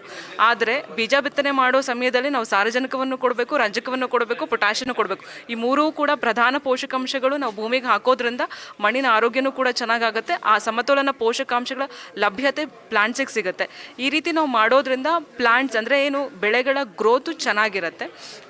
ಹಾಗೆ ಇವತ್ತಿನ ಮಟ್ಟದಲ್ಲಿ ನೀವೆಲ್ಲ ನೋಡ್ತಾ ಇದ್ದೀರಾ, ನಾವೇನು ಸುಮ್ಮನೆ ಹೇಳ್ಬೋದಷ್ಟೇ, ಪ್ರೀಚಿಂಗ್ ಈಸ್ ವೆರಿ ಈಸಿ, ಇವ್ರು ಹೇಳ್ತಾರೆ ಬರ್ತಾರೆ ಅಂತಲ್ಲ. ನಾವು ಹೇಗೆ ಮನುಷ್ಯನ ಆರೋಗ್ಯ ನಿರಂತರವಾಗಿ ಕಾಪಾಡ್ಕೋತೀವಿ, ಹಾಗೆ ಮಣ್ಣಿನ ಆರೋಗ್ಯವನ್ನು ನಾವು ನಿರಂತರವಾಗಿ ಕಾಪಾಡಿಕೊಂಡ್ರೆ ಮಾತ್ರ ನಮಗೆ ರೋಗ ಬಾಧೆಗಳು ಅಥವಾ ಬೆಳೆಗಳಿಗೆ ರೋಗ ಬಾಧೆಗಳು ಕೀಟ ಬಾಧೆಗಳಿಗೂ ಕಡಿಮೆ ಆಗುತ್ತೆ. ಇಲ್ಲ ಅಂತಂದರೆ ರೋಗ ಬಾಧೆಗಳು ಯಾವಾಗ ಜಾಸ್ತಿ ಆಗುತ್ತೆ, ನಾವು ಸಿಂಪರಣೆಗಳ ಮೂಲಕ ನಮ್ಮ ಖರ್ಚನ್ನು ಜಾಸ್ತಿ ಮಾಡ್ಕೊತೀವಿ. ಸೊ ನಾವು ಏನು ಮೇನ್ಲಿ ಫೋಕಸ್ ಏನು ಹೇಳ್ತೀವಿ ಅಂದರೆ ಯಾವುದೇ ಭಾಗ ಇರ್ಬೋದು, ಉತ್ತರ ಕರ್ನಾಟಕ ಇರ್ಬೋದು, ನಮ್ಮ ಒಂದು ದಕ್ಷಿಣ ಕರ್ನಾಟಕ ಇರ್ಬೋದು, ಯಾವುದೇ ಭಾಗದಲ್ಲೂ ಕೂಡ ಈಗ ಮಣ್ಣಿನ ಮೇಲ್ಭಾಗದ ಮಣ್ಣನ್ನು ನಾವು ಅತಿ ಫಲವತ್ತಾಗಿರೋ ಮಣ್ಣು ಅಂತ ನಾವು ಹೇಳ್ತೀವಿ. ಭೂಮಿ ಮೇಲ್ಭಾಗದ ಮಣ್ಣನ್ನು ನಾವು ಗೋಲ್ಡನ್ ಸಾಯಿಲ್ ಅಂತ ಹೇಳ್ತೀವಿ. ಆ ಒಂದು ಮಣ್ಣನ್ನು ನಾವು ಆಚೆ ಹೋಗಲಿಕ್ಕೆ ಬಿಡಬಾರ್ದು. ಮತ್ತು ಎಷ್ಟೊಂದು ಉತ್ತರ ಕರ್ನಾಟಕದಲ್ಲಿ ಇವಾಗ ಮಣ್ಣನ್ನು ನಾವು ಸುಡ್ತೀವಿ. ನಾವು ಅಂದರೆ ಹೆಂಗೆ ಅಂತಂದರೆ ಇವಾಗ ಕಬ್ಬು ಕಟಾವು ಮಾಡ್ತೀರಾ, ಮತ್ತು ಪ್ಯಾಡಿ ಕಟಾವು ಮಾಡ್ತೀರಾ. ಕಟಾವು ಮಾಡಿದ್ಮೇಲೆ ಏನು ಮಾಡ್ತೀರಾ ನೀವು, ಲೇಬರ್ ಕಾಸ್ಟ್ ಖರ್ಚಾಗುತ್ತೆ ಅಂತ ಹೇಳ್ಬಿಟ್ಟು ನಾವು ಒಂದು ಬೆಂಕಿ ಪುಟ್ಟಣ ತೊಗೊಂಡು ಹಚ್ಬಿಡ್ತೀವಿ. ಆದರೆ ಏನಾಗುತ್ತೆ, ಮಣ್ಣಿನ ಫಲವತ್ತತೆ ಹೋಗ್ತಾ ಇನ್ನೊಂದು 5-10 ವರ್ಷಕ್ಕೆ ನಾವೇನು ಬೆಳೆ ತೆಗಿಲಿಕ್ಕಾಗೋದಿಲ್ಲ. ಈ ಥರ ಎಲ್ಲ ಒಂದು ಟೆಕ್ನಾಲಜಿಕಲ್ ಮೆಥಡನ್ನು ದಯವಿಟ್ಟು ಅದನ್ನು ಬಿಟ್ಟು ತುಂಬ ಬಳಕೆ ಮಾಡ್ಕೊಳ್ಳಿ. ಜೀವಾಮೃತವನ್ನು ಬಳಕೆ ಮಾಡ್ಕೊಳ್ಳಿ. ಜೀವಾಮೃತ ಬಳಕೆ ಮಾಡ್ಕೊಳ್ಳೋದ್ರಿಂದ ನಿಮಗೆ ಸಾಕಷ್ಟು ಪ್ರಮಾಣದಲ್ಲಿ ಗೊಬ್ಬರಗಳನ್ನು ಅಂದರೆ ಫರ್ಟಿಲೈಸರ್ ಮುಖಾಂತರ, ಜೀವಾಮೃತ ಮುಖಾಂತರ ನಾವು ಈ NPK ನ್ಯೂಟ್ರಿಯೆಂಟ್ಸ್ನ ನಾವು ಆರಾಮಾಗಿ ಕೊಡ್ಬೋದು. ತುಂಬ ಮೆಥಡ್ಸ್ ಇದ್ದಾವೆ ಹೇಳೋದಕ್ಕೆ, but I think it's enough ಅಂತ ನಂಗೆ ಅನಿಸುತ್ತೆ. ಎಸ್ಕಾಟ್ ಕುಬೋಟಾ ಲಿಮಿಟೆಡ್ ಏನು ಚಂದಾಪುರದಲ್ಲಿ ನಮ್ಮದೊಂದು ಸೆಂಟರ್ ಇದೆ, ಟ್ರೈನಿಂಗ್ ಸೆಂಟ್ರು. ಎಲ್ಲ ರೈತರಿಗೆ ನಾವು ಒಂದು ಫ್ರೀಯಾಗಿ ತರಬೇತಿಯನ್ನು ಕೊಡ್ತೀವಿ. ಅಂದರೆ ಖರ್ಚನ್ನು ಯಾವ ಥರ ಕಡಿಮೆ ಮಾಡ್ಕೊಳ್ಳೋದು, ಇಳುವರಿನ ಯಾವ ಥರ ಜಾಸ್ತಿ ಮಾಡ್ಕೊಳ್ಳೋದು, ಹೊಸ ತಂತ್ರಜ್ಞಾನಗಳ ಪರಿಚಯ ಮಾಡ್ಕೊಳ್ಳೋದು, ಜೇನು ಕೃಷಿಯಿಂದ ಅಣಬೆ ಕೃಷಿಯಿಂದ ಎಲ್ಲ ತರಹದ ತರಬೇತಿಯನ್ನು ಕೊಡ್ತಾ ಇದ್ದೀವಿ. ದಯವಿಟ್ಟು ಇವರು ಸುದ್ದಿ ಬಿಡುಗಡೆ ಅವರ ಒಂದು ಚಾನಲ್ಗೆ ನೀವು ಸಬ್ಸ್ಕ್ರೈಬ್ ಮಾಡ್ಕೊಳ್ಳಿ ಮತ್ತು ಅವ್ರದ್ದು ನಿರಂತರವಾಗಿ ನೋಡ್ತಾ ಇರಿ. ಯಾಕಂದರೆ ನಾವು ಕೂಡ ಇನ್ಮೇಲೆ ತುಂಬ ಈ ಟೆಕ್ನಾಲಜಿಕಲ್ ರಿಲೇಟೆಡ್, ಅಗ್ರಿಕಲ್ಚರ್ ರಿಲೇಟೆಡ್ ವಿಡಿಯೋಸ್ನ ಕೊಡಬೇಕು ಅಂತ ಅಂದ್ಕೊಂಡಿದ್ದೀವಿ. ಮತ್ತು ಆರ್ಟಿಕಲ್ಸ್ ಕೂಡ ನಾವು ಡೆವಲಪ್ ಮಾಡಬೇಕು ಅಂತ ಅಂದ್ಕೊಂಡಿದ್ದೀವಿ. ಅಂದರೆ ಹೊಸ ತಂತ್ರಜ್ಞಾನಗಳನ್ನು ಯಾವ ಥರ ಬಳಕೆ ಮಾಡಿಕೊಂಡು ಯಾವ ರೀತಿ ನಾವು ಖರ್ಚನ್ನು ಕಡಿಮೆ ಮಾಡಿಕೊಂಡು ಇಳುವರಿಯನ್ನು ಜಾಸ್ತಿ ಮಾಡ್ಕೊಳ್ಳೋದು. ಮತ್ತು ಇವಾಗೆಲ್ಲ ಮಾರ್ಕೆಟಿಂಗ್ ತುಂಬ ಸಮಸ್ಯೆ ಆಗಿದೆ. ಈ ಮಾರ್ಕೆಟಿಂಗ್ ಸ್ಟ್ರಾಟಜೀಸ್ ಕೂಡ ಯಾವ ಥರ ಮಾಡ್ಕೊಳ್ಳೋದು ಅನ್ನೋದು ಕೂಡ ನೀವು ಕಲಿಬೋದಾಗಿದೆ. Thank you.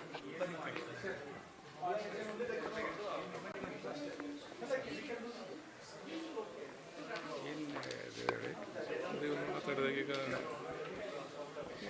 ರೈತರು ಇನ್ವೆಸ್ಟ್ ಮಾಡ್ತಾರೆ, ಬಟ್ ಅಷ್ಟು ಬೇಗ ಅವರು ಇನ್ವೆಸ್ಟ್ ಮಾಡಿದಷ್ಟು ಊರಿಗೆ ಬರ್ತಾ ಇಲ್ಲ. ನಷ್ಟ ಅಂತ ಈಗ ಕೇಳಿದ್ರಲ್ಲ, ಲ್ಯಾಂಡ್ ಸೇಲ್ ಮಾಡಿದ್ರೆ ಈ ಕಲ್ಟಿವೇಷನ್ ಜಾಸ್ತಿ ಲಾಭ ಬರುತ್ತೆ ಅಂತೇಳಿ. ಬಟ್ ಅವರು ಇಮೋಷ್ನಲ್ ಆಗಿ ಅಂದರೆ ಈ ಕರುಗಳನ್ನು ಬೆಳೆಸುವಂಥದ್ದು, ದನಗಳನ್ನು ಬೆಳೆಸುವಂಥದ್ದು, ರೈತರನ್ನು ಸಾಕುವಂಥದ್ದು ಇದೊಂದು ಇಮೋಷ್ನಲ್ ಆಗಿ ಕೊಟ್ಟಿರ್ತಾರೆ ಅಂತ ಹೇಳ್ತಾರೆ ಅವರು. ಬಟ್ ಅವನಿಗೆ ಫ್ಯೂಚರ್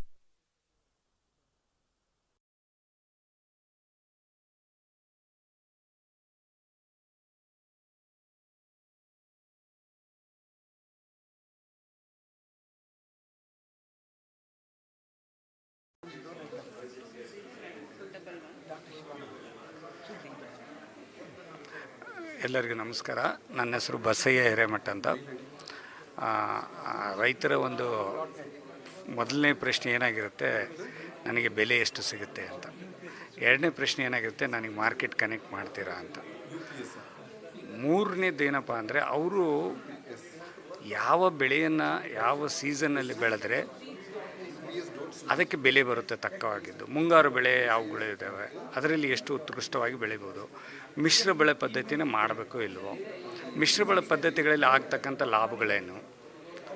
ಈಗೇನಾಗುತ್ತೆ, ಮೋನೋಕ್ರಾಪಲ್ಲಿ ಹೋದಾಗ ಕೆಲವೊಬ್ಬರಿಗೆ ಕೆಲವೊಂದು ಬೆಳೆಗಳನ್ನು ಮೋನೋಕ್ರಾಪಲ್ಲೇ ಮಾಡಬೇಕಾಗುತ್ತೆ, ಕೆಲವೊಂದು ಬೆಳೆಗಳನ್ನು ಮಿಶ್ರ ಪದ್ಧತಿಯಲ್ಲಿ ಮಾಡ್ಬೋದು. 99% ಎಲ್ಲ ಬೆಳೆಗಳನ್ನು ನಾವು ಮಿಶ್ರ ಪದ್ಧತಿಯಲ್ಲಿ ಬೆಳಿಬೋದು. ಆದರೆ ರೈತರು ಅದನ್ನು ಮನಗೊಂಡಿರಬೇಕು. ಯಾವ ಬೆಳೆಗಳನ್ನು ನಾವು ಯಾವ ಸೀಸನ್ನಲ್ಲಿ, ಅಂದರೆ ಮುಂಗಾರು ಅಥವಾ ಹಿಂಗಾರುಗಳಲ್ಲಿ ಮಿಶ್ರ ಬೆಳೆ ಪದ್ಧತಿಯಲ್ಲಿ ಬೆಳೆದಾಗ ಅದಕ್ಕೆ ಅವರ ಒಂದು ಇನ್ಕಮನ್ನು ಬ್ಯಾಲೆನ್ಸ್ ಮಾಡ್ಬೋದು.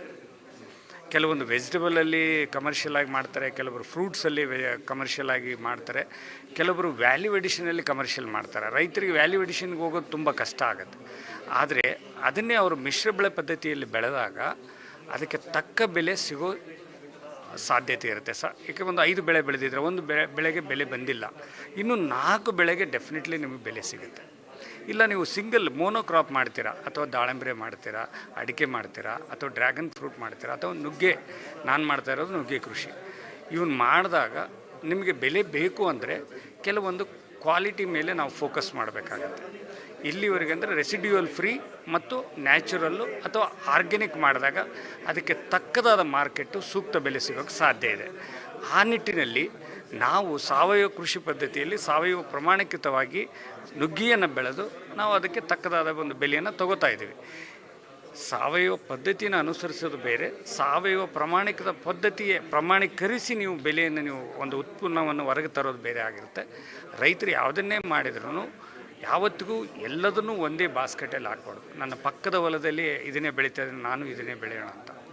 ಯಾವತ್ತಿಗೂ 2 ಅಥವಾ 3 ಬೆಳೆಗಳ ಮೇಲೆ ನೀವು ಅವಲಂಬಿತರಾದರೆ ನಿಮ್ಮ ಲಾಸ್ ಆಗೋದನ್ನ ನೀವು ತಡೆಗಟ್ಟಬೋದು ಅಂತ ಹೇಳ್ತಾ ನಾನು 2 ಮಾತುಗಳನ್ನು ಮುಗಿಸ್ತೀನಿ. ಧನ್ಯವಾದ. ಕರೆಕ್ಟಾಗಿದೆ.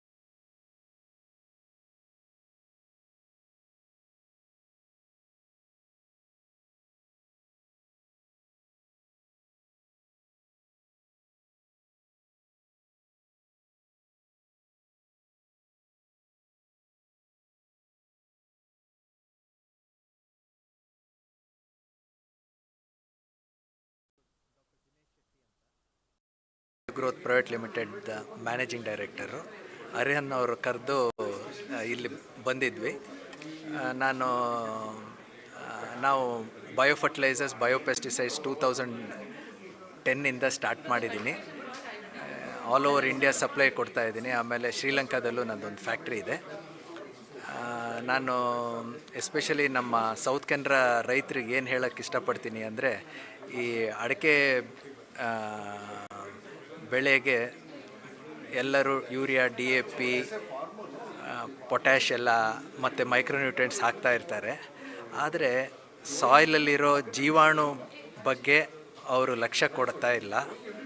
ಅವ್ರ ಹತ್ರ ಹೇಳೋದು ಒಂದೇ ಒಂದು ಹೇಳಲು ಇಷ್ಟಪಡ್ತೀನಿ. ಏನಂದರೆ ಅಜೋಟೋಬ್ಯಾಕ್ಟರ್, ಅಜೋಸ್ಪೈರ್ಲಮ್, PSB ಮತ್ತು ಟ್ರೈಕೋಡರ್ಮಾ, ಸೂಡೋಮೋನಾಸ್, ಬ್ಯಾಸಿಲಸ್ ಸ್ಪೀಷೀಸ್ನ ಅವ್ರ ಭೂಮಿಗೆ ಅಗತ್ಯವಾಗಿ ಹಾಕಿದ್ರೆ ತುಂಬ ರೋಗ ನಿವಾರಣೆ ಆಗತ್ತೆ. ಅವರು ನಮ್ಮ ಕಂಪ್ನಿ ಹೆಸರು ಪೂನಾ ಲ್ಯಾಬ್ ಅಂತ, ಒಳ್ಳೆ ಬ್ರ್ಯಾಂಡ್ ಪ್ರಾಡಕ್ಟ್ಸ್ ಇದೆ. ತ್ರಿವಿಕ್ರಮ ಅಂತ, ಚೈತನ್ಯ ಅಂತ, ಪೂನಾ ಪ್ಲಸ್ ಅಂತ. ಏನಾದರೂ ಅದ್ರ ಬಗ್ಗೆ ಮಾಹಿತಿ ಬೇಕಾದರೆ ನನ್ನ ಡೈರೆಕ್ಟಾಗಿ ಸಂಪರ್ಕಿಸಲಿ. 807-3030-207. Thank you. ಕಟ್ ಮಾಡಿ ಲಾಸ್ಟ್ ಕಟ್ ಮಾಡಿ ಫೋನ್ ನಂಬರ್.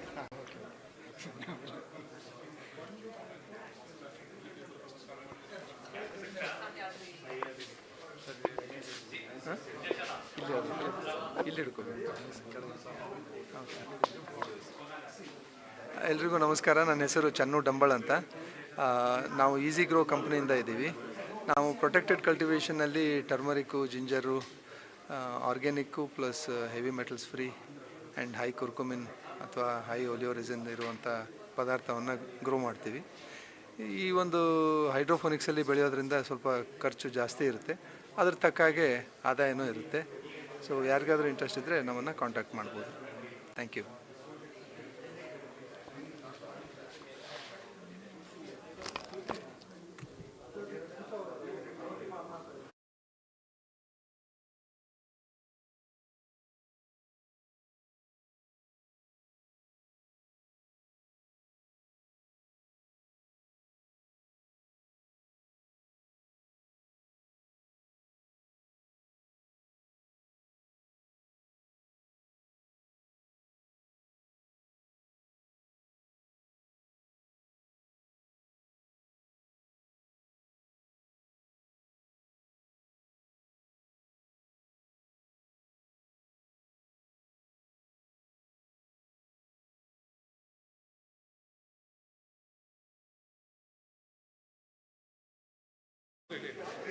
ನಾನು ಅರ್ಹಂತ್ ಆಲ್ ಇಂಡಿಯಾ ಆಗ್ರೋಯಿಂದ ನಾವು ಮತ್ತು ಇವರು ಗೀತಾ ಅಂತ ಹೇಳ್ಬಿಟ್ಟು ನಮ್ಮ ಕಂಪನಿಯಿಂದ. ಸೊ ಇವತ್ತು ಈ ಅಗ್ರಿ-ಟೆಕ್ ಕ್ಲಬ್ ಇನಾಗರೇಷನ್ಗೆ ಭಾಳ ಜನ ಬಂದಿದ್ದರು. ತಮ್ಮೆಲ್ಲರಿಗೂ ಧನ್ಯವಾದಗಳು.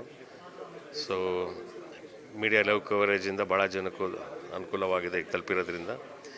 ಸೊ ಈಗ ಮುಂದಿಂದು ಕಾರ್ಯಕ್ರಮ ಸುಮಾರು 2 ವರ್ಷದಷ್ಟು ನಾವು ಕ್ಯಾಲೆಂಡರ್ ರೆಡಿ ಮಾಡಿದ್ದೀವಿ. ಈ ಕ್ಯಾಲೆಂಡ್ರಲ್ಲಿ ನಾವು ವಿದ್ಯಾರ್ಥಿಗಳಿಗೆ ಹಾಗೂ ರೈತರಿಗೆ ಹಾಗೂ ಈ ನಮ್ಮ ಅಗ್ರಿನಲ್ಲಿ ಯಾರ್ಯಾರು ಇದ್ದಾರೋ ಕಂಪನಿಗಳು ಅವರೆಲ್ಲರನ್ನು ಒಂದುಗೂಡಿಸಿ, ಸೊ ವಿದ್ಯಾರ್ಥಿಗಳು ಒಂದು ಫೆಸಿಲಿಟಿ ಜೊತೆಗೆ ಅವ್ರು ಎಕ್ಸ್ಪೆರಿಮೆಂಟ್ ಮಾಡ್ಬೋದು, ಅಲ್ಲಿ ಎಕ್ಸ್ಪ್ಲೋರ್ ಮಾಡ್ಬೋದು. ಆಮೇಲೆ ಅಲ್ಲಿ ಅವ್ರು ಇನೋವೇಷನ್ ಮಾಡೋದಕ್ಕೆ ನಾವು ಫೆಸಿಲಿಟೀಸ್ ಕೊಟ್ಟಿದ್ದೀವಿ. ಇದುವರೆಗೆ 6 ಸೆಂಟರ್ಸ್ ಇದೆ ನಮಗೆ. ಈಗ ಬೆಂಗಳೂರು ಅಕ್ಕಪಕ್ಕ ಇದೆ.